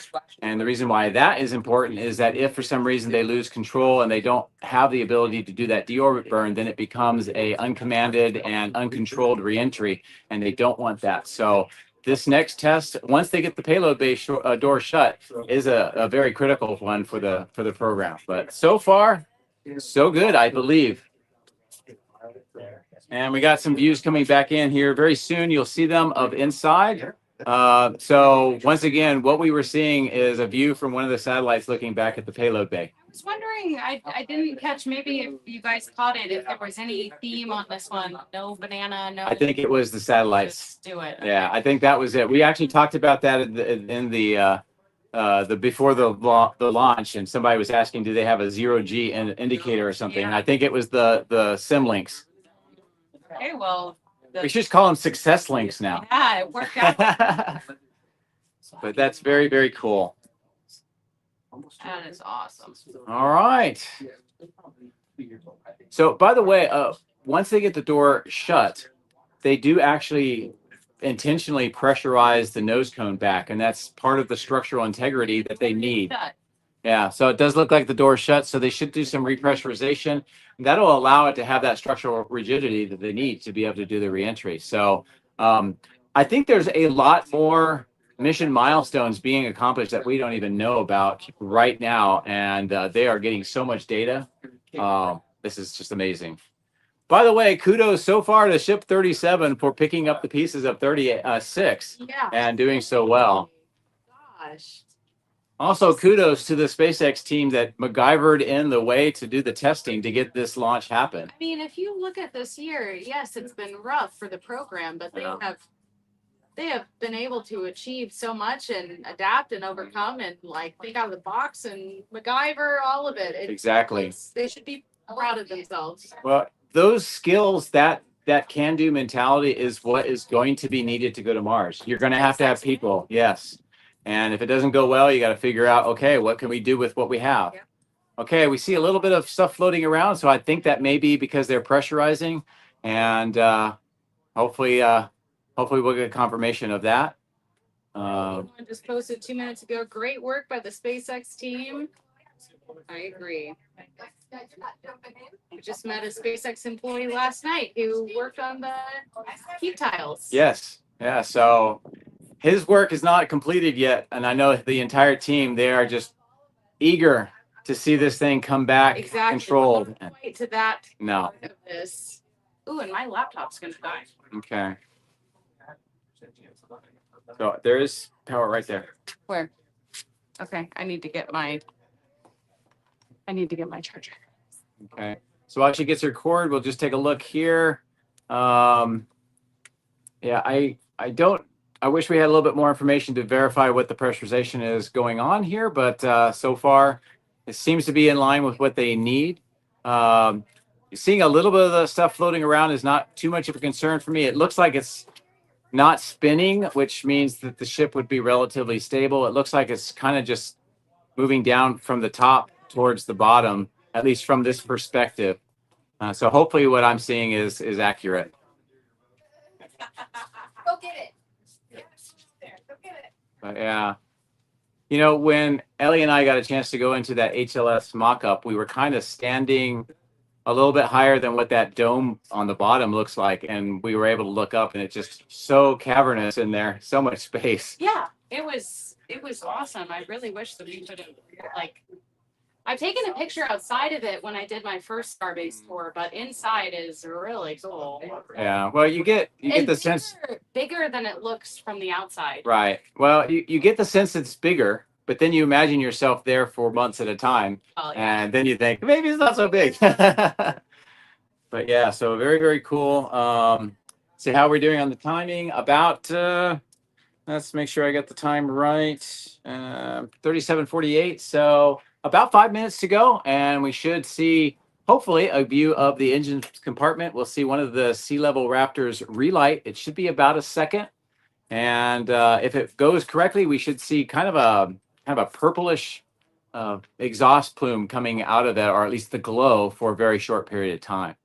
And they use the sea level ones, even though they're in space, for a very important reason. And that's because the three sea level center closely clustered rocket engines are the only ones that can the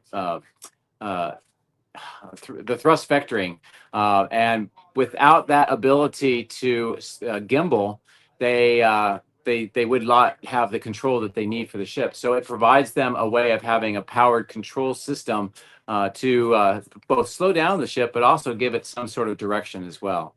Now, what we are seeing on the screen, it's hard to tell, but it looks like it's probably an aft flap looking back towards the Earth, and you're starting to see maybe a little bit of a glow from the sun. So we're getting close to the end of the orbital night, and we're getting close to orbital dawn.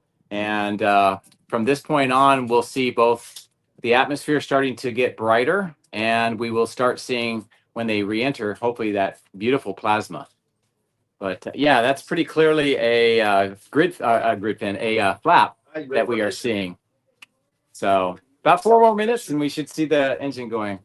Are there any questions by people? Yeah, if you guys have any questions, we're just kind of, I mean, watching this unfold as we're live here. But let's see. Let's see.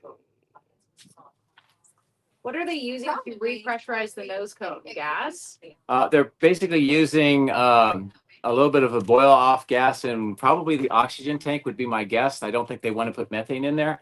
So, naturally, right now, even though it's could be cold, if you want to think about it in space and you're in that orbital night, it's still enough heating to have that cryogenics still boil off to some degree. So that boil off makes pressure, so they can use that pressure to have their basically kind of like their RCS thrust with their reaction control system thrust that helps them orient the ship. They can also use it for pressurization as well.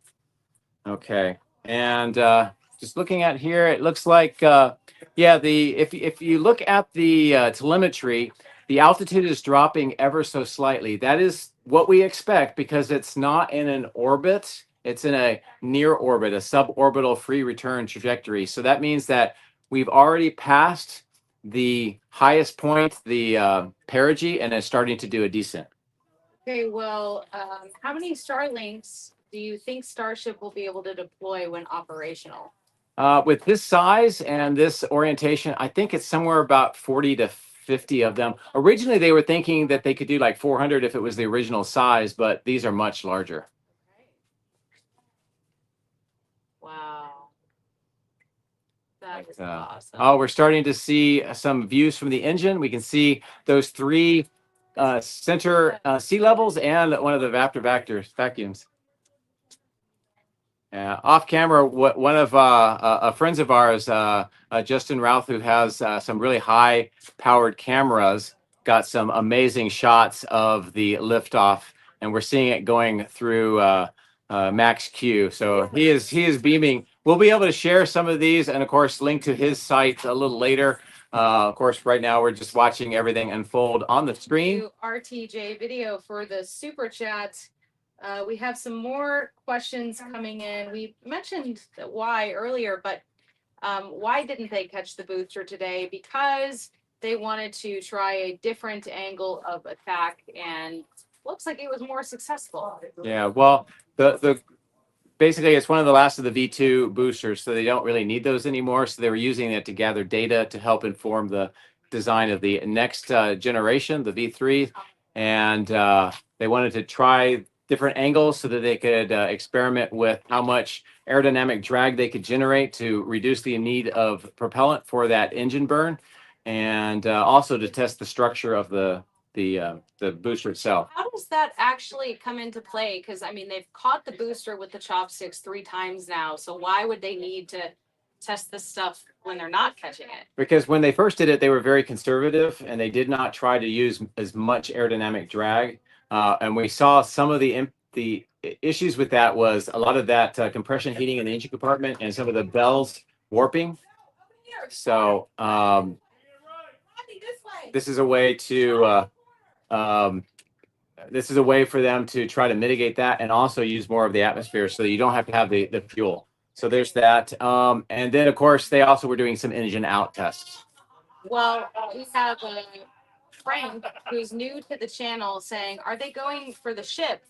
Are they going to enter and land or splash down in the water? They're going to have a controlled, soft splashdown. And I think, are they going to recover this ship? We could be very close. There, here goes the engine light. Right? Wow. There it is. You can see that the engine swiveled apart. Now that it's completed, they should probably swivel back together. And that was the demo for the deorbit burn. Of course, for real, they would have to light it for longer, but that was a great test. And they just continue on that free return. So that's another milestone. As far as, are they going to try to recover the ship? Really, the next big milestone that they really want is they need to have a controlled reentry and get all the data for the heat shields. If that's all they get and then the ship breaks up right before the water, they would be happy because they got that data. But if everything continues, they want to do the flip, the burn, and land in the water. And if that goes well and they don't lose the ship because of the water interaction with the rocket boosters, they actually have some assets to try to recover it and tow it back to So port. they want to come down and hover the ship. Kind of, yeah, but slowly bring it into the water and land it. Yeah. Yeah. So if that all goes well, so And they're doing that in preparation for someday when they're able to, you know, have the ship return. right. So what they're trying to demonstrate is that they can have that controllability through the reentry to hit a specific spot so that they could simulate that they're coming back for that catch, because the catch is key for the reuse. And they're doing this out in the ocean to be as safe as possible in case something goes wrong, so that they can refine their systems and their data so that they're confident to come back. Because ultimately, we're going to see a catch behind us here. But because of orbital dynamics, it's going to be several hours, probably at least, I would guess, 2, 3, 4 orbits before everything lines up for it to come back here. So this is just a test in preparation for that. Okay, so now that we passed through that test, the next big thing is at 47 minutes and 29 seconds, we should start seeing that reentry. However, before that, we're going to start seeing plasma starting to be developed. We're at 131 kilometers right now. Most people would point to the Kármán line as that's where space starts, if you will. But that's really not 100% true. It just depends on the state of the atmosphere and how much it expands or you know, just what is going on with the atmosphere at the point that you're coming in. So with what I'm expecting is somewhere maybe in the next say 10 kilometers or so. In fact, we already may be seeing it now. You're going to start seeing some of that plasma buildup, and it'll start with certain colors. I think it'll probably start with probably the pinks or the purples, and then it will eventually start getting more towards the greens and reds. Is this a little bit of an intermission? Because I wanted to share a render that they posted. If you can, right now, all we're seeing is the plasma starting to build up. The altitude is decreasing. It's 125 kilometers. The speed is increasing is what we expect. And this is going to just continue until we start seeing that atmospheric, the significant atmospheric reentry here momentarily. show them this that SpaceX posted almost an hour ago. You may have seen it already. Probably not, though. Space Launch Complex 37 has a storied history in spaceflight and will soon be launching Starship from Florida. So you have this great render here. I just wanted to save that and share that with you. So if you live in Florida and you're a fan of Starship, you will be having Starship launches near you soon. And apparently, according to Beaver Geezer, Boca Chica Beach is already open. Yeah. I'm hearing some reports that there may be something hanging from one of the aft flaps. I'm trying to see if I have any visuals to see what they're talking about. Okay, and we are 42 minutes into the 10th flight test of Right. Starship. And we are in that point where we're going to start seeing that atmospheric interaction. We're going to see some of that plasma. It'll start lighter and it will grow. And a couple of things that we want to look for. One is to see what's hanging from the flap, if we can determine that. But what we want to try to not see a lot of is bright orange sparks flying off the ship, because that would be metal that's melting. Now, we might see some of that because they intentionally took some of the heat tiles off certain areas to test what was going to happen to the ship. So they may be expecting some of that, but we really want to see that. Another thing that we really want to see is what is going on with the forward flaps and their repositioning and movement up into the leeward side of the ship. Does that help with the heating on those hinges of the flaps, which is something that we were very concerned with on the last couple of flights that did the reentry.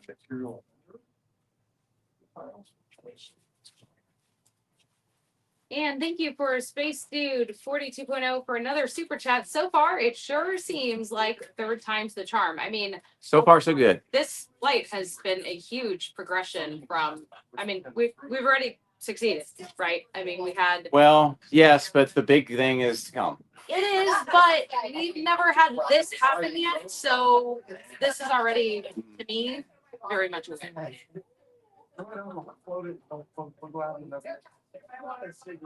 Okay, I'm with this view here, we can see that there is something hanging off the back of the flap. We actually see some motion with that too, so we're getting that atmospheric interaction. I don't know exactly what that is. It looks like it's on the trailing edge of one of the aft flaps, so we'll have to watch that. But clearly, we're seeing that plasma develop it now. We can see much more of the lighting, especially in that engine compartment, which really looks quite good right now. All the engines look great. And so far, it looks like it's a controlled reentry to me. But I'll keep watching that. By the way, some people are saying that my mic isn't working. You should hear it if I'm tapping. So you know if that is working on your end. Let me know. Yeah, okay. Some people are saying it's good. Okay. Well, we can see that there's sort of this purplish kind of look. That's that first part of the plasma that's developing. We're real close to the Kármán line, and that color should be nitrogen. That kind of that spectrum of the plasma being generated from that, and it will continue to change colors as we get farther into the atmosphere. Thank you, Franco Vision, for the super chat, and thanks for being a new viewer for the channel. And Howard says, Ellie, I am so happy you have some technical help. That's you, Joe. You're an awesome reporter. I have watched you since you first started. Keep up the good work. I have come a long way, and thank you for supporting my channel and hanging with us. I mean, it's crazy to see what a journey it's already been in just a few years. So this is a great view of a flap, more of the plasma, and you can see that some of those test tiles on kind of the leeward side of the flap that are put there for testing, looks like they did suffer a little bit of damage on them. Again, these are test tiles, but it may go to what we were hearing earlier, that there may have been some more tile damage, but that'll be something that we can go back and look at a little later. But right now, take a look at the views, the plasma that is developing. And yeah, I love the kind of the reflection on the stainless steel. Maybe my mic isn't working.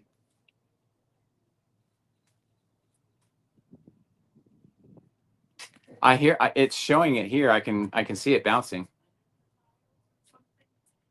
Speak.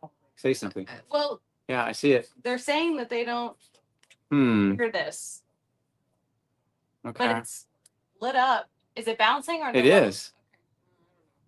I'm as half Can as loud you as guys hear me? Yeah, I'm half as loud as you. Okay. Should I talk really loud? Well, look at the plasma that is developing while we're trying to figure that out. And oh, what a wonderful shot into the engine compartment.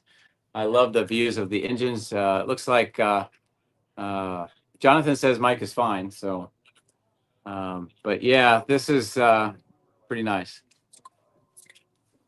Pretty nice. Oh, okay. Something just energetically exploded in the aft end of the engine compartment. Whoa.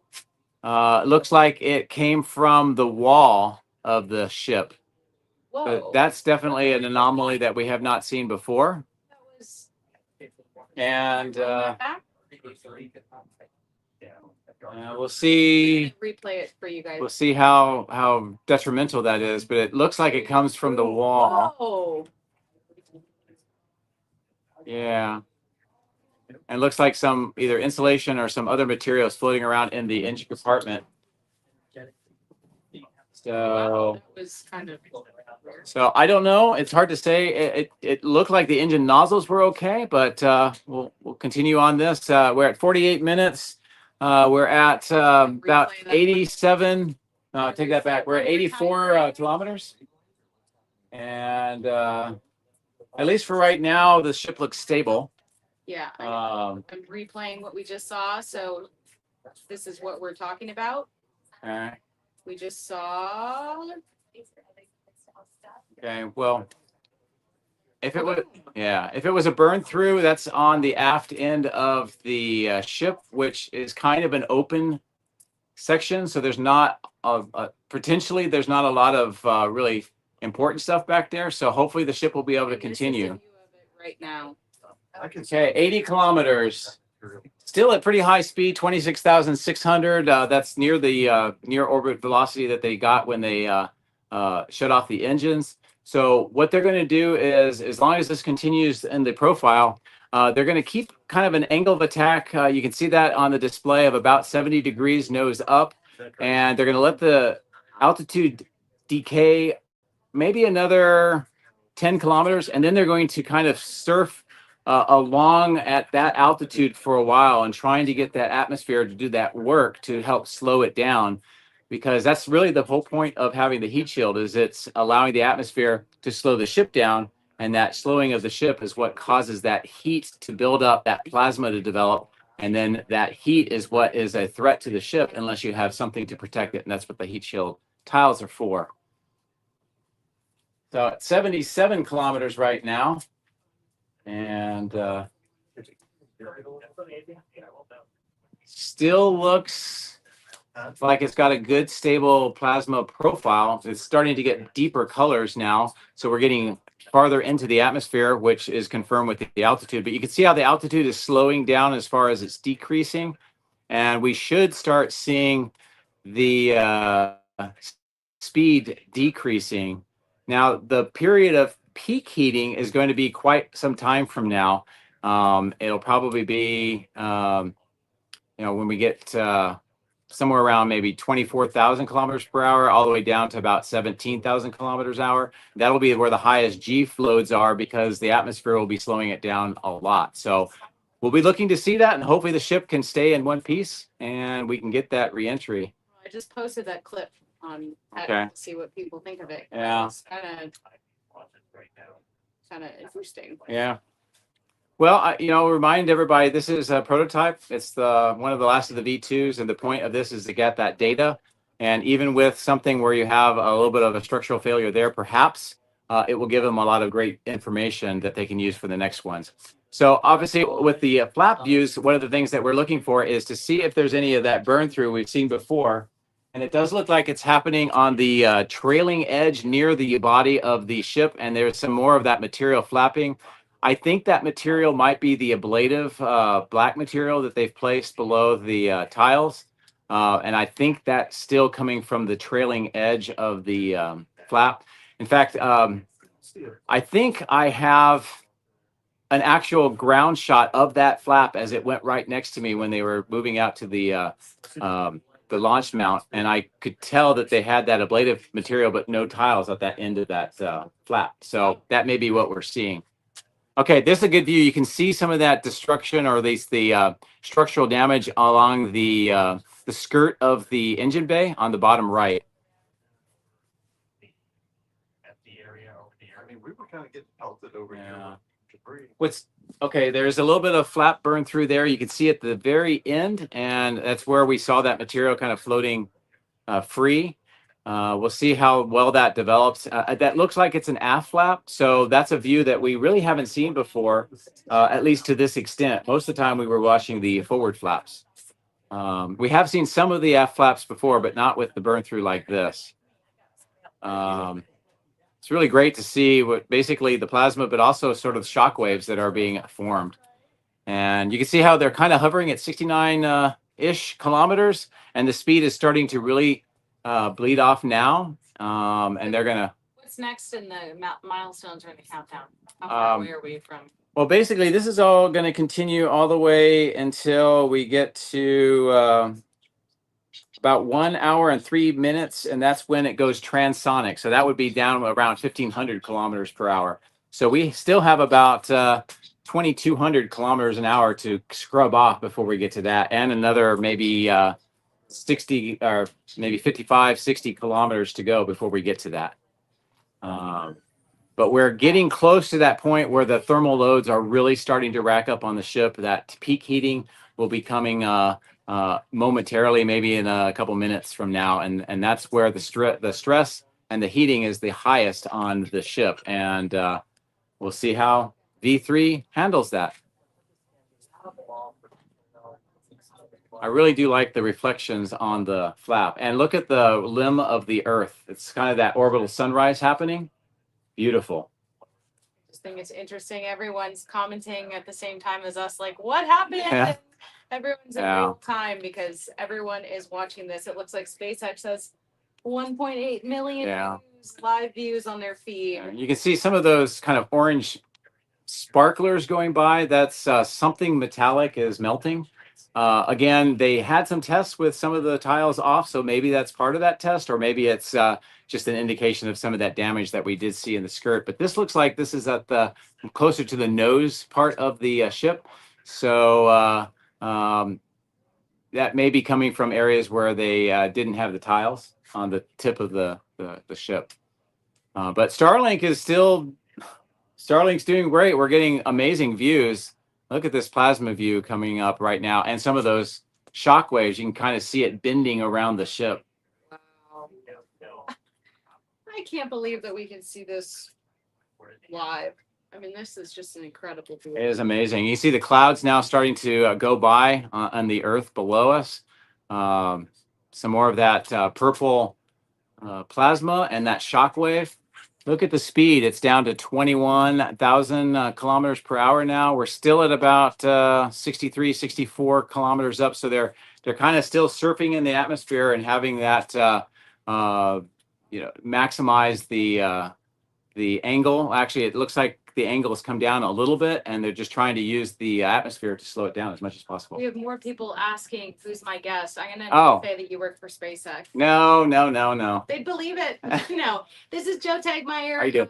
We have streamed every single Starship launch together, and his main thing is Giga Texas drone coverage, but he's also a huge space fan. Well, that's my background. It's your background. Yeah, you're more than a fan. And so, you know it all. Well, one of the things that we're seeing with this particular view, we see the payload, the door is shut, which is great. So we know it's probably pressurized for that structure.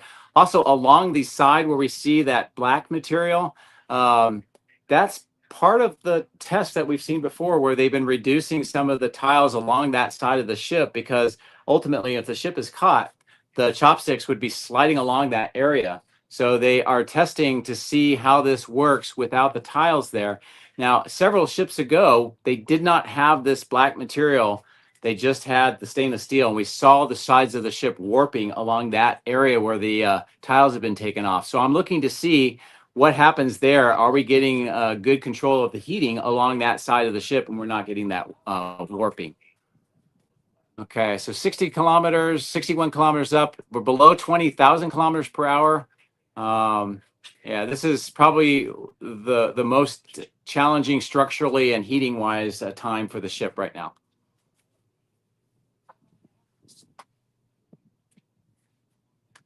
Definitely looks stable to me. They've increased the pitch.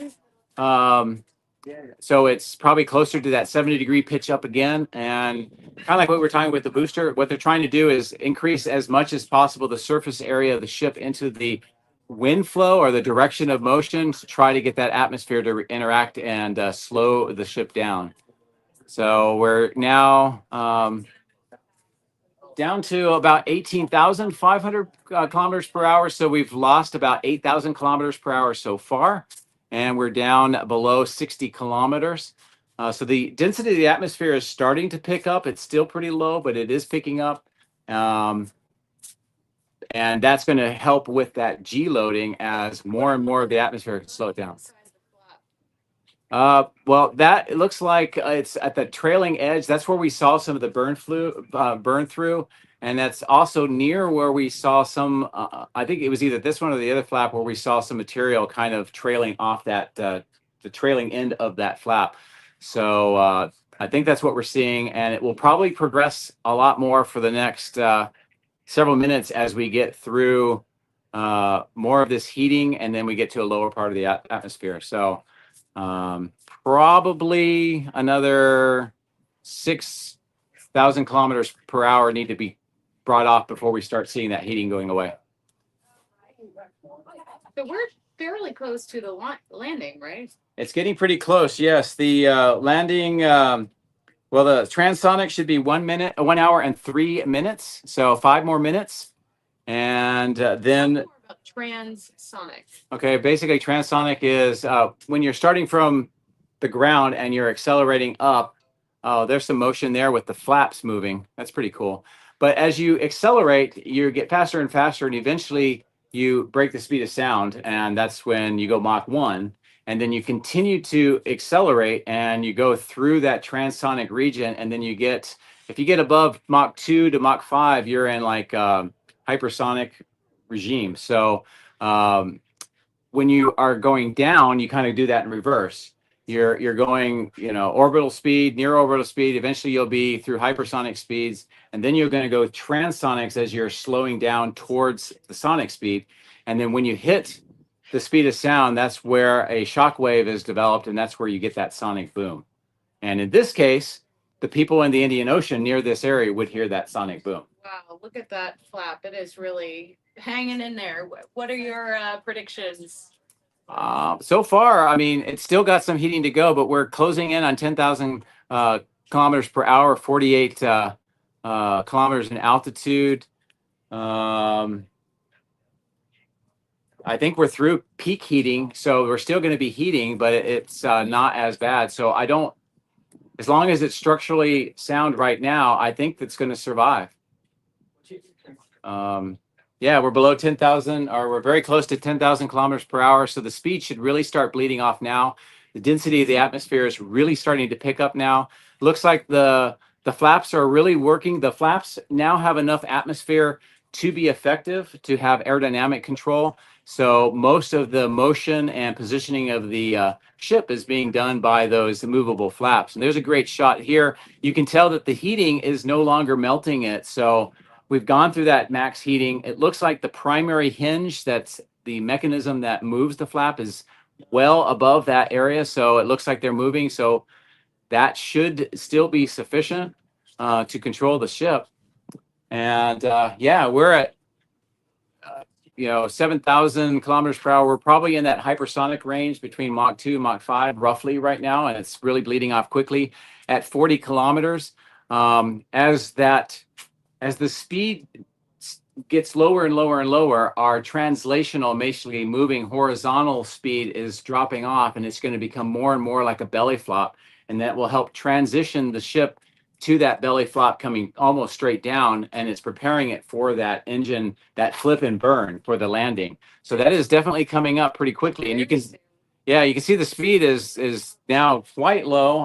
Well, I mean, it's still fast at 6,000 kilometers an hour. We've lost 20,000 kilometers per hour already. And we're going below, let's see, 38, 37 kilometers right now. So I would say right now, most of what there is some heating, but it's not anywhere near like we were seeing. And a lot of it's transitioning to aerodynamics, body drag, still slowing it down quite a bit, but also the flaps becoming more and more capable. So this is looking extremely good to me. Is this the little flap that could situation, like Flight 4? I think this is actually a little bit better. These are aft flaps. They seem to be performing better than the little flap that did, because it was down to just the mechanism that made it move. This is actually looking pretty good. I mean, they've already won. They've got the data, at least the bulk of the data for the heat shield right now. Everything from this point on is going to be kind of gravy to them, because if they can do the flip and burn, if they can do the soft landing on target, and if for some miracle the ship survives the landing and they can recover the ship, this is a huge win for SpaceX. Okay, we're going below 3,500 kilometers per hour. We're at 30 kilometers in altitude, which means that we're getting much, much closer to where the belly flop is. I would say maybe we're at that point where we're starting to go transonic, so the speed's coming off. Pretty soon, that display where you see the pitch of the icon of the ship, we should start seeing that pretty soon starting to pitch down, so it becomes more of that belly flop. It's still in that 70-degree pitch up configuration. An hour and 6 minutes, 14 seconds. Yeah, it's going to be very close to the ground too. That's one of the sort of the surprising, scary thing, but that's what it's designed to do. I mean, it really. Okay. It says that it only takes about 15 seconds between the landing flip and an igniting landing. So it should be starting to now get ready to configure itself for that belly flop. I would expect to see the pitch of the ship starting to come down. You can see some of the motion in the feed that's coming from the flap. And it looks like it's the forward flap looking down the length of the ship. And you can see that payload bay. There's one of the forward flaps right now. Take a look at that icon. It's starting to pitch down. We're still pretty high up at 21 kilometers, but we're only at 900 kilometers per hour right now. Put that in perspective, that's about 550 miles per hour, and it's slowing even more. I think terminal velocity is somewhere around 200 miles an hour, 250 or so. So we should see that. Look at the pitch. It's coming down. You can see the flaps really starting to work to control the ship. Look at the Earth as well. Beautiful. Okay. Yeah, now it's almost in the belly flop. Look at that pitch. It's definitely coming back down even more.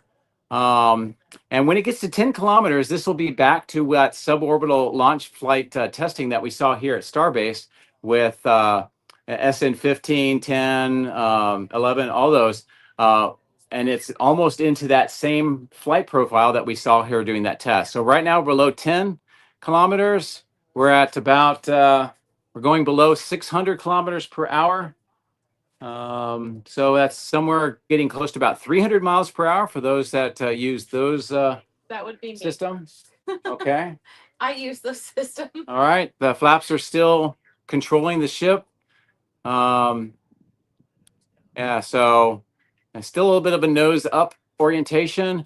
Wondering if they're trying to use that to kind of get a little bit more translational horizontal distance to try to get to their landing point. Does it look like a lot of those tiles came off the flap there? Are all those blank spaces? Those are test tiles on the leeward side, and those were purely for tests. They're not necessary There's for some like little on the top of them. There was a little bit of damage. Okay. Okay, we're getting really close now. 3.5, just under 4 kilometers in altitude. Getting ready to go through the clouds. Maybe the Starship landing on. You can see that speed, 400 kilometers an hour. That's about 250-ish miles per hour. So it's right at that terminal velocity. Most of the velocity should be almost straight down to the Earth right now. We're in the most important minute. And we're getting very, very close. The landing flip should be at 1 minute or 1 hour and 6. So it should be happening very soon. Watch that icon. It should start pitching. Okay, we're pitching. We're flipping. We're flipping. Okay, it's up. Let's see if it stabilizes itself. We should see it come back up, straight up. Oh, All right, the engines are good. There's the water. my gosh. It's coming down. Oh, the buoy. That's awesome. That is awesome. The fact that the buoy saw it, so it means it's exactly on target. It's coming down into the water, and it did explode, which is not bad. We did expect that. We did expect that because rocket engines and water aren't meant to go together. This is a humongous, Wow. humongous success. Congratulations to SpaceX and the team. Awesome. I am just so thrilled for you, and you have every right to be thrilled. Amazing. Absolutely amazing. Flight 10. Finally. Awesome. Yes. Oh my gosh. That is absolutely incredible. Wow. Incredible. Woo. Wow. Take that, haters. Yes. I think for the most part, the curse of V2 is gone. Yes. Yes. Finally. Finally. Oh man, It is awesome. I am so happy. Even though we had the delays, this was definitely worth it. That would have. And you know, at the end, with all these successes, they also got rid of V2 booster and ship, which they didn't need because they've got a whole factory full of the V3. The most important thing here was the data, and they got all of it, everything. I think I'd be curious to see what SpaceX says, but I think they hit every one of their milestones. Wow. That's Every one. incredible. I'm so happy. I was really worried about the V2 ships. Yeah. So what do you think the headlines are going to be? It went boom, but it did it exactly right. And, you know, one of the reasons why I and Ellie are doing this is we're trying to educate people and let you know what is really going on and to understand what we are seeing and then be able to talk to your friends, family, and explain to them why this is so important, what was the successes here, and just be amazed at how well it's. And this was a success. Absolutely. If it's spun any other way, they are wrong. This is a huge day for SpaceX. And I'm so glad that they launched. I'm so glad that they were able to finally get these experiments and tests done that we've been waiting for since January, since they debuted V2. I mean, wow. Yeah, I can just imagine. Yeah, the heat shield tile team must be just popping corks right now. My gosh. Wow. Well, I will also put a wrap up video of all of the great highlights from today. But thank you guys so much for tuning in and watching and hanging in with us. This was a great success, and oh my gosh, I'm so happy for them. Yeah, maybe this should be called the Phoenix flight because they went from the V2 curse that was really difficult, all those challenges technically that they had to overcome, Massey, Ship 36, MacGyver testing rigs, getting that done, getting it everything reconfigured, working out a leaking pipe, Mother Nature, and then full success. Well, always Uno is celebrating with a $500 super chat. So wow! Good day and a lucky day for SpaceX and for us here. So thank you so much for watching and for all of the support. And I'm sort of in disbelief because we've been following so closely with everything that's happened with V2, and this is great. So, and I'm just curious, some people were wondering on Flight 11, do you think they'll catch the booster for people that come into town? Well, now that we know the results of Flight 10 and how it all went, from what I believe is within a month, we may see Flight 11. That sounds crazy, but before October, we may see Flight 11. And since it will be the very last time that we will launch a V2 ship, a V2 booster, and use the original tower, launch mount, and all that, yes, they are going to bring a booster back to catch it one last time, partly to celebrate, but also get data. And if it doesn't work, they're going to be ripping it all apart anyway. So I believe we will see a catch on the next one. Woo! You heard it here first. It's my guess. You're pretty confident about that. Well, wow, that's pretty crazy. It could be in about a month. We might miss it. Well, we'll see. We'll see. Let's call it 5 weeks. How's that? Yeah. All right, but we'll see how it goes. But I don't think it could have gone better. I don't. Other than, maybe launching on the first try, but hey, it's good. We had the good weather, had everything lined up, and they were for sure ready to go. So Congrats to the SpaceX team. We support everything you do. We're huge fans, obviously. And we hope that all of the coverage across all the headlines is positive because it was But you know like what? Ben's a great. The people that really know understand what you did and understand the work that you do. So who cares what the headlines say? Just know that you guys did great and you have a huge community behind you. And we can't be more proud of you. And I just wanted to take one last opportunity Oh. here to share in case you were here or you watched this and you really want to celebrate what a great flight this is, we have the Flight 10 design. So I just dropped the link there in the comments, but this is the Flight 10 design. If you're interested in celebrating Starship Flight 10 from Starbase, Texas. So that would definitely help support Ellie in space. And thanks to everyone so much for watching. Is there anything else? I'm very thrilled. Very thrilled. Awesome. Great success. Let's continue on and let's build the future. Yeah. Awesome. From Borat. Thanks everyone so much. What a great day. Hope that you guys enjoy the rest of your evening or morning wherever you are. And thanks for hanging